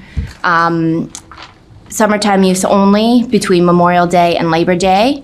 The hours have changed slightly over time in connection with reapprovals that were sought for extensions back in 2016, and then they came back last year just to reaffirm that they had that final 6th year of time by council. So this is the first time they're coming back to the planning board since 2015. The planning board had given that original 6-year approval, and so tonight we're seeking, again, preliminary and final site plan approval from the planning board to allow the food court use. In connection with that use, we have the food truck court, which consists of a minimum of 2 and a maximum of 6 food trucks. There are also picnic tables at the sites, string lights, recreation space. Ms. Porter, Sure. just for the board's edification and the record, I have reviewed the notice before we get too deep into this. Oh, sure. And I have reviewed the notice, and we do have jurisdiction to hear the matter. Perfect, thank you. That was actually next, but I'm glad we got that out of the way. So there's also an area for trash storage and signage, and again, all of those aspects of the use and the ancillary components of it were part of the prior approval by this board. In connection with the use, the temporary seasonal use of this site as a food truck park with the associated site amenities is permitted and in accordance with the waterfront redevelopment plan. It does allow passive and active recreation areas. It allows restaurants, indoor or outdoor. It allows for the preparation and sale of food, and it allows for amusement games. So all aspects of what is currently and has been taking place at this site are consistent with the permitted uses under the waterfront redevelopment plan and will continue to be the case. And then, as I previously indicated, the previously approved site plan that was prepared by Mr. Curley's office, we have Mr. Curley with us this evening, from 2015 is also not proposed to change in any way. So this evening, I have with me Mr. Leopold on behalf of Madison Marquette. He's the property manager for the Asbury Park Boardwalk, and he is here to give the board some background with respect to some of the operational aspects of the proposed use, and just kind of walk through some of the things that operationally will remain the same or that will be consistent with some of the prior conditions in connection with the use, and some of the things that two things that we are seeking potentially to change this evening and wanted to talk to the board further about. So we also have with us Mr. Curley. Because the site plan is not changing in any way, we were not intending to put him on for direct, but he's here. We do have the board with us, and we're happy to answer any questions that the board may have in connection with this site as it relates potentially to anything that comes up during the operational testimony.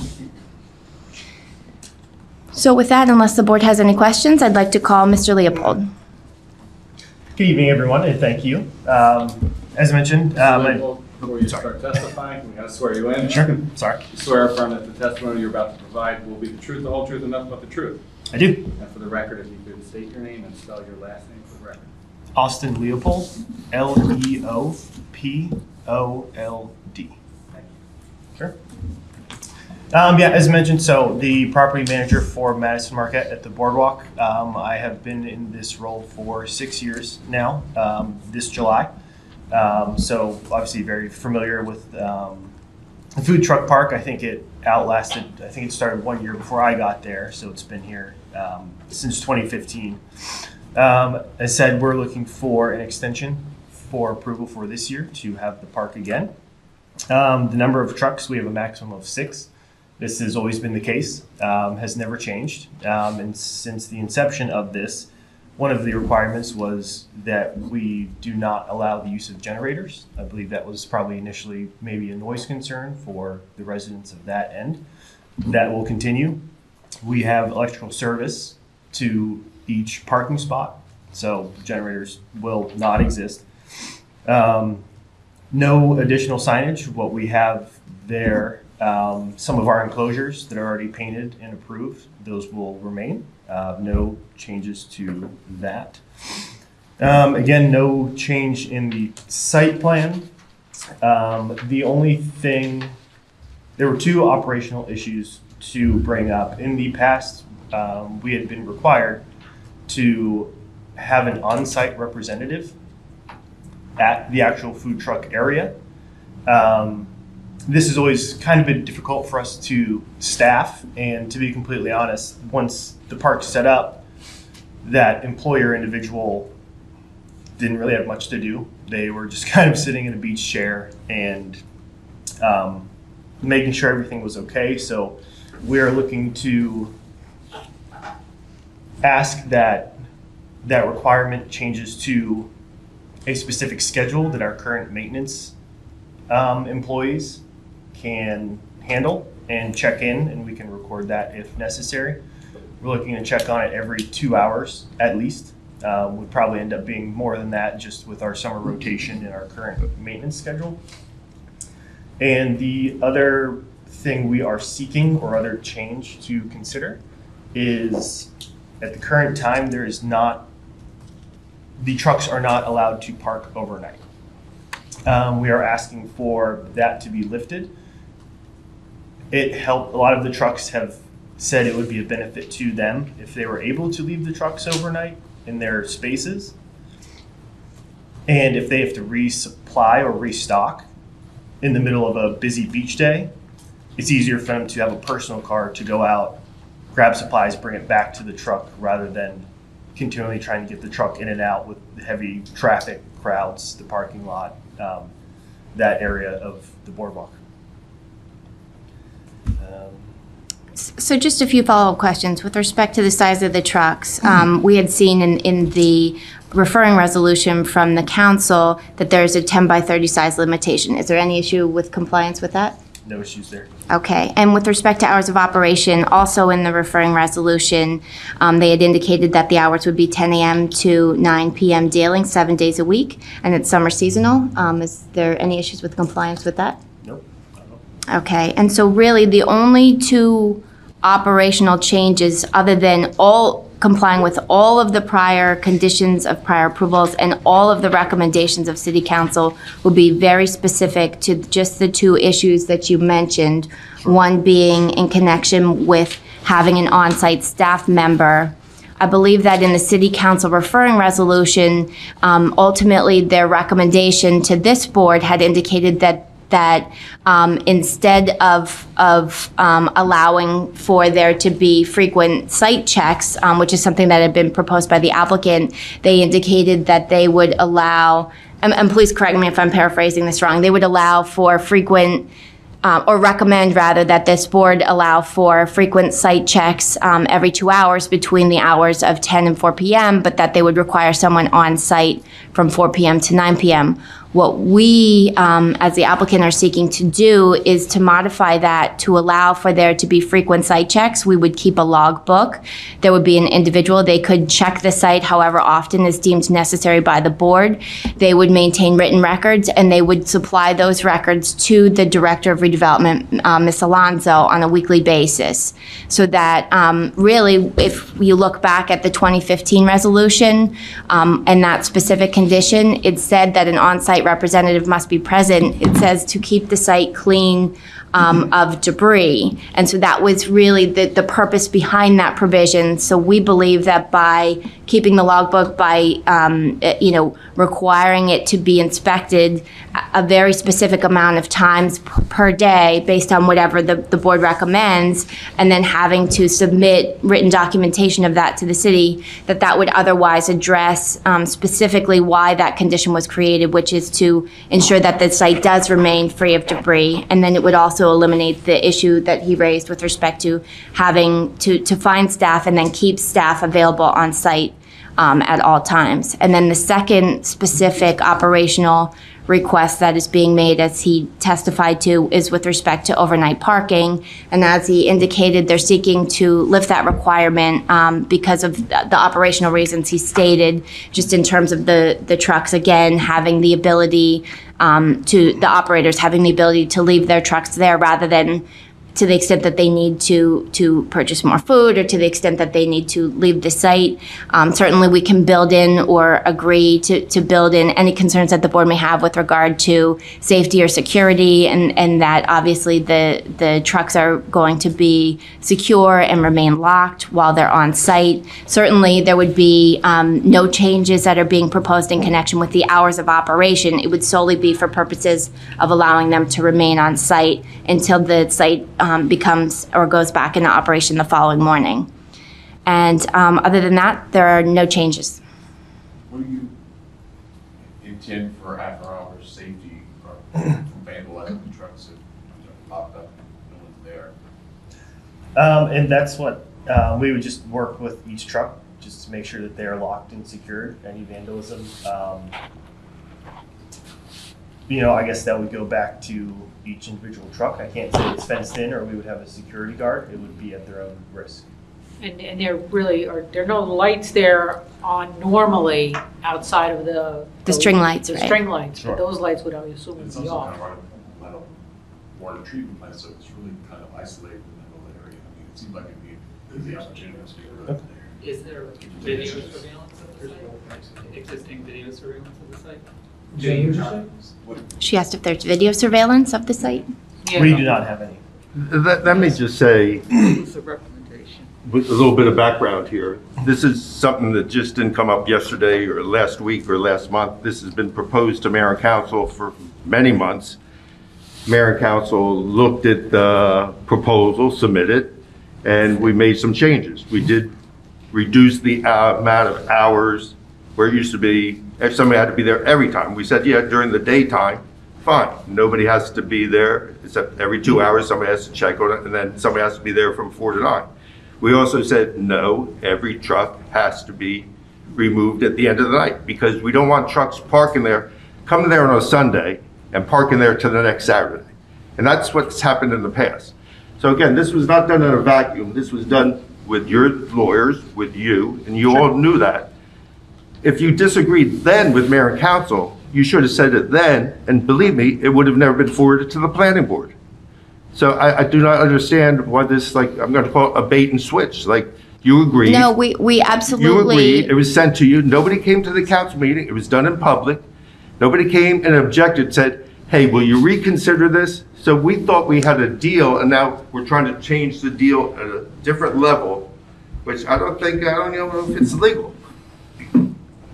We actually, we did make an appearance, our office was at the council meeting, but in specific conversations with planning and with redevelopment council who drafted the resolution, they did provide us with a copy of it, and we specifically indicated that the basis for our request was our original proposal, and they indicated that the council's position is that they were recommending those conditions be imposed, but to the extent that you wanted to present testimony, that the appropriate place to do that would be at the planning board, Well, which is why we came. I'm sorry, I didn't mean to cut you off, go ahead.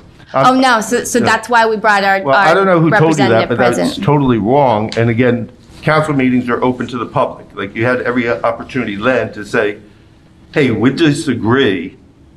How about reconsidering this? And the answer then probably would have been no also, but you never made that proposal. And now we're getting it like 8 weeks, 4 weeks later. But the council agreed that the periodic checks with a person from 4 to 9 p.m. was acceptable. Correct. Okay, so Yeah. just want to. Right, where Because that before, seems reasonable. before it was from 10 to 10, somebody had to be there every hour. We said, yeah, that was overkill.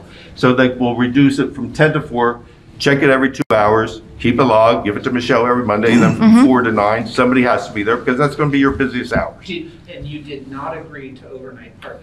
We totally said disagree no to it for the overnight reason I parking is just stated, that trucks in the past have gone down there, And they just leave an empty truck. they leave an empty truck Monday through Thursday because why should I move it? I'm coming back Friday, Saturday, and Sunday when I can make a killing.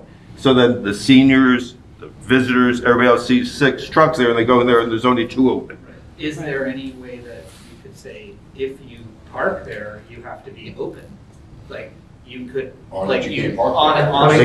They can't operate past, Must be. they can't operate past No. 9 o'clock. So No, that's what I mean. I'm sorry, I didn't mean Right. 24 hours. I meant, like, if you're gonna park overnight, you must be open The next morning. day. And next, but Who's that, gonna track that? How are we gonna? The same way that they're gonna track whether or not somebody's coming by at a 2-hour interval. it was never asked, and truthfully, I would have said that's too cumbersome.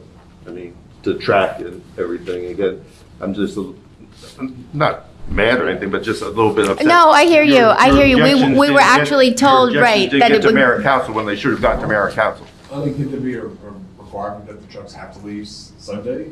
Yeah, I mean, the Monday they- to Thursday. they're- But we want them to leave every night. We don't want overnight parking.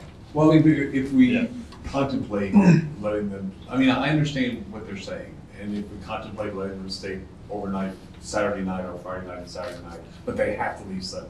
I mean, can't that be a requirement? Well, then what are they going to do Monday? well, some open Monday.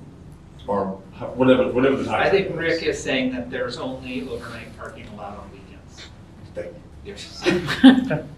And Just so, for I the mean, time, and during the week, which- the trucks have to be gone. I mean, You know, I tend to think there is a value in advertisement, like looking like it's an active space could be helpful. So I respect the council's position, and if that's the council's position, we should strongly consider the recommendation. However, I also don't think that we should just have trucks here parked all the time that aren't actively open. Because then people will be frustrated, they're Mhm. going, see, they're never open. And they're that's, never open, they're never absolutely. And I think that would be a concern for us. It wasn't a recommendation, it was a resolution that was passed. So it wasn't a And the recommendation, this resolution is said it. No Right. also, overnight the parking two things are is seeking permitted. are in resolutions. Yes. We don't have the power at this. They're attached with the Right, so package. it's a The resolution. resolution was voted on So time. they're here, everybody will count. but we don't really have the right. So, right, it's a resolution where our hands are tied. Yes. Okay. So with respect, though, the referring resolution says, whereas the mayor and city council are acting as the city's redevelopment entity and due to concerns regarding the impact the project may have on neighboring residential uses and the public, hereby strongly recommend that the planning board consider imposing the following conditions on any approval of the proposed project. So the resolution specifically indicates that the council is strongly recommending that the planning board consider those conditions. It's not imposing those conditions as part of the approval, which is why I believe we were told, to the extent that we had any questions or wanted to provide any testimony, that the planning board would be the appropriate place, because that's where the conditions would be considered and weighed as part of the site plan approval process. Okay, again, after the meeting, or if you want to do it now, I'd like to know who gave you that information to come to the planning board, not come to the council meeting, when it was being talked about, when it was being voted on. No, I completely hear you, I would like to know who Mr. gave Mayor. you I that understand. Because it sounds as though so one resolution was this, that said come to the planning board, and it's recommended. Right. Was there another resolution that said, this is what the council? Because the approval says this project is hereby conceptually approved and with the recommendations set forth above and referred to the planning board. Which is, we had to refer to the planning board, so we'll put it in the language strongly recommend. You know, I never took it to be that it should be overturned. Our bad, it will never be done that way again. Well, I think we should respect we have two members of the council Yes, here with us should telling us what they Mhm. want. We should Yeah, absolutely. respect what the council, I feel that we should respect what the council has, whether it be recommended, requested, whatever. That is the impression of the council was that this is what we want. So then what should we do? And it passed 5-0. And it passed 5-0 With no comments from with public. no, well, I don't know, I'm inclined to go with what our council has voted on in this situation. So what does that do for them? I mean, There's their relief is to go back before council? I just have one question about, so the people who are doing these periodic checks, what is the purpose of that? Is it literally just keeping the site clean and tidy? Maintenance. Yes, and with just the nature of the trucks, we have a trash enclosure, so these people would be going by every 2 hours to make sure that any recycling and trash was removed properly, which goes into our dumpsters. It's not the truck's responsibility as landlord, we do that. And just to make sure everyone So is okay, there's no problems. My only request is something along the lines of this, is that, you know, like when you're in a airport and they say, does this bathroom need service? Here's the number to call. Mhm.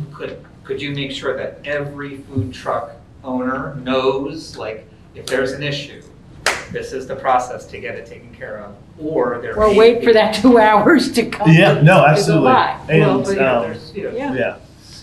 So rather than that 2 hours, or there's a sign for the public, just maybe even one small sign that says, does this place need service? Like, Yeah, you know, absolutely. here's So a even the QR public code can and do a that. phone number, yeah. So Sure. just something to like make sure that in those 2 hour periods, there's always a way to expedite something that needs to be taken care of. Absolutely.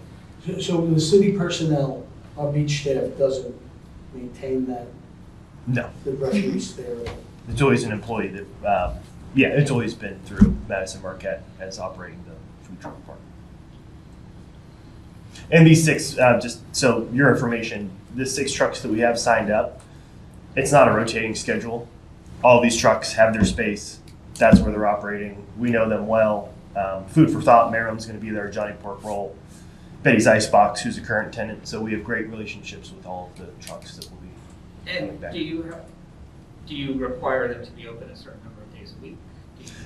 We try to work with them because it is hard getting up and running. We want, as we said before, a minimum of 2 open at all times. Hopefully a maximum of 6 once we get into season. So that's the 2, it's not just that there's 2 trucks, it's that there's 2 open every day. That's what, Okay. yes, that's what What has been the average on a 7-day? what's nice is, if anyone's familiar with Johnny Pork Roll, I mean, he's there 7 days a week, open. We're looking at about 4, probably on average, each day. Weekends, all 6, but during the week, you know, some rainy days, especially early June, late September. Hard conditions at the waterfront. Wait, late September. What day is? Or, I'm sorry, Labor just Day. towards Labor Day. Correct, it ends Labor Day. Yes. Correct. Would anybody like to make a motion? Yes, I'll make a motion that we, But don't they have to answer 10, 11, 12, and 13? What's 10, 11, 12, and The 13? applicant should provide the planning board with a garbage plan. The applicant should provide the planning board with providing water to the property. All the things that were referred by mayor and council to the planning board, the planning board should be asking. Where So you the store mayor's garbage. referring to the 2022 resolution. Correct. So 10, 11, 12, 13 is the applicant should provide the planning board with garbage plans, providing water. And I'm sure all these are very easy. I'm sure they'll be done correctly, but you just Sure. need to know how you're going to do it. And I can speak to that as well. Okay. So whenever we provide our maintenance schedule, I'll also put together and put down how many trash receptacles we're going to have and our plan to take care of all of that. I did want to ask for clarification on providing water. The site has never had it, and the trucks are all self-contained, so I was curious as to where that I think it came from the original agreement. Oh, really? Okay. I'll have to look at that. It basically says exactly, the water is to be provided to the site, but not to each individual truck. Okay. there's a whole bit about the site. I believe you have a hose bib in there, and that's all we're looking for. What's that? No, Okay. number- I walked number the site 6. earlier today. Number 6 from the original agreement. Each truck will be permitted electric utility service. No water or sewer services shall be provided to each truck. But what are you providing water to the site for? Or are you? We're not. not? I walked it earlier today and didn't notice a hose bib. Okay. So we have never had it in its existence since 2015, so I was curious if that went back to something specific that we could certainly address if that is. No, and none of the trucks needed to like wash their utensils during the day or anything. No, they all have Okay. gray water and freshwater tanks. Thank you. All right, so why don't we go through these so we make sure that we've touched everything? What? No, I'm saying, that's why we can go through it. Yeah. Yeah. So if we're started with 4, Start with one. let's start with 1.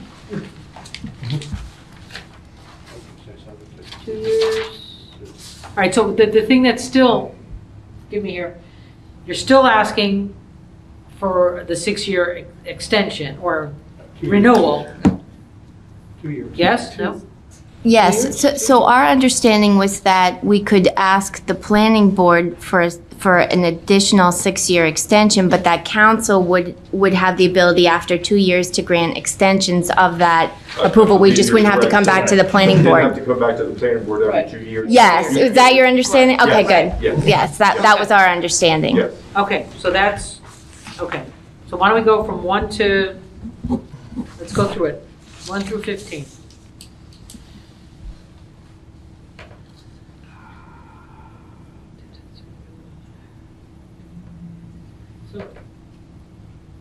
So we were, the hours of operations have remained the same, you're still running through the same dates. Yes, yep. We're asking for 2 years from the mayor and council, planning board, you're asking for 6. Yes. Okay. Next. You have the length of the food trucks are the same. Yes. At least 2 food trucks will be open at all times during operating hours. Outside of any inclement weather, that's our hope. Okay. No overnight parking, no generators. There's only the Northeast Eats sign, that's it. Correct. Excuse me, on that, the site plan that you provided shows a different sign. Yeah. It was an old, probably that was a 2015 plan. There was a different Same sign. I'm size. Yes, it's just it- saying. We provided photos Yeah. showing the actual signage on Yes, the you site. did. Okay. All right, so that But sign's you not changing. you are correct that the approved site plan showed, I think, an example of a C- sign. Right. C mhm. something. C City. C City. Okay, so that, the site plan that was submitted is no longer correct in that respect. And it's the rendering that you sent is the correct. The site photo showing the signage, yes.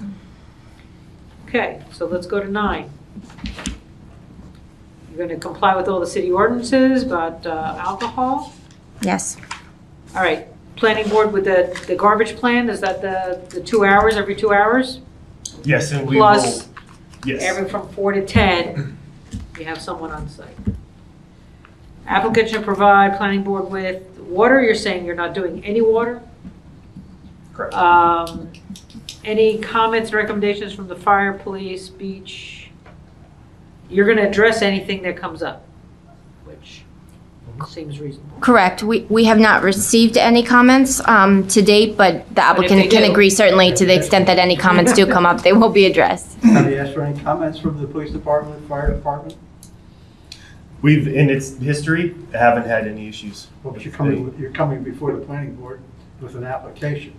So maybe you better copy them, let them know what you're planning. Okay, certainly.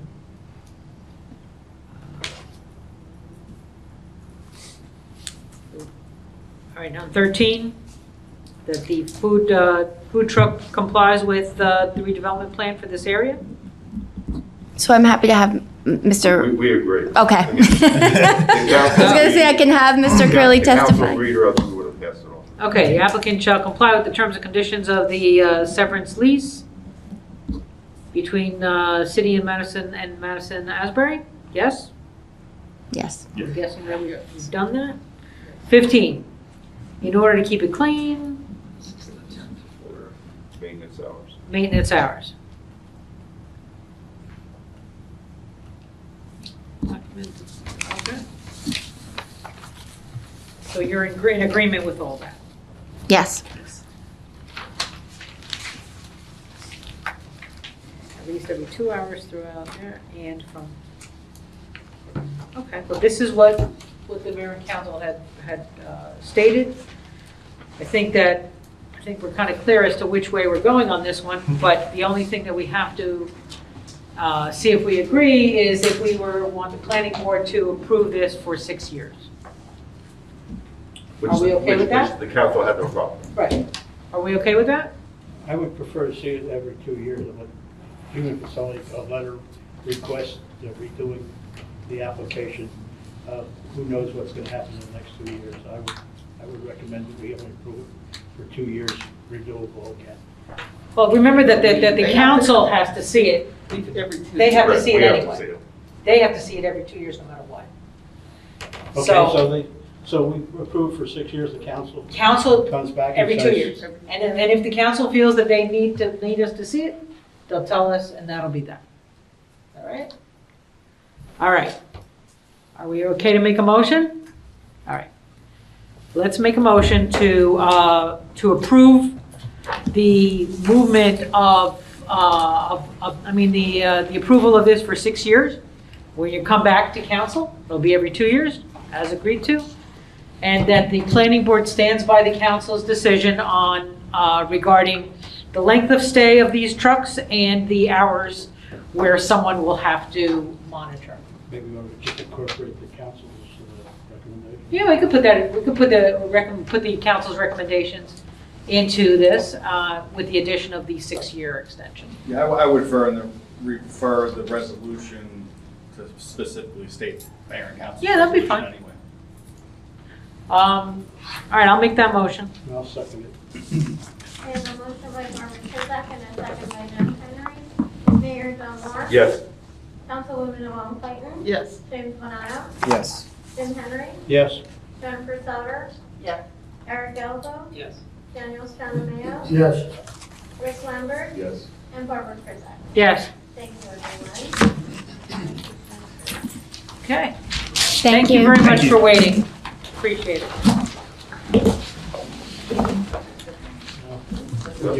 Oh, we have to close. Motion to close. Adjourn. All in favor? Yeah, we didn't ask for answers for questions from the public.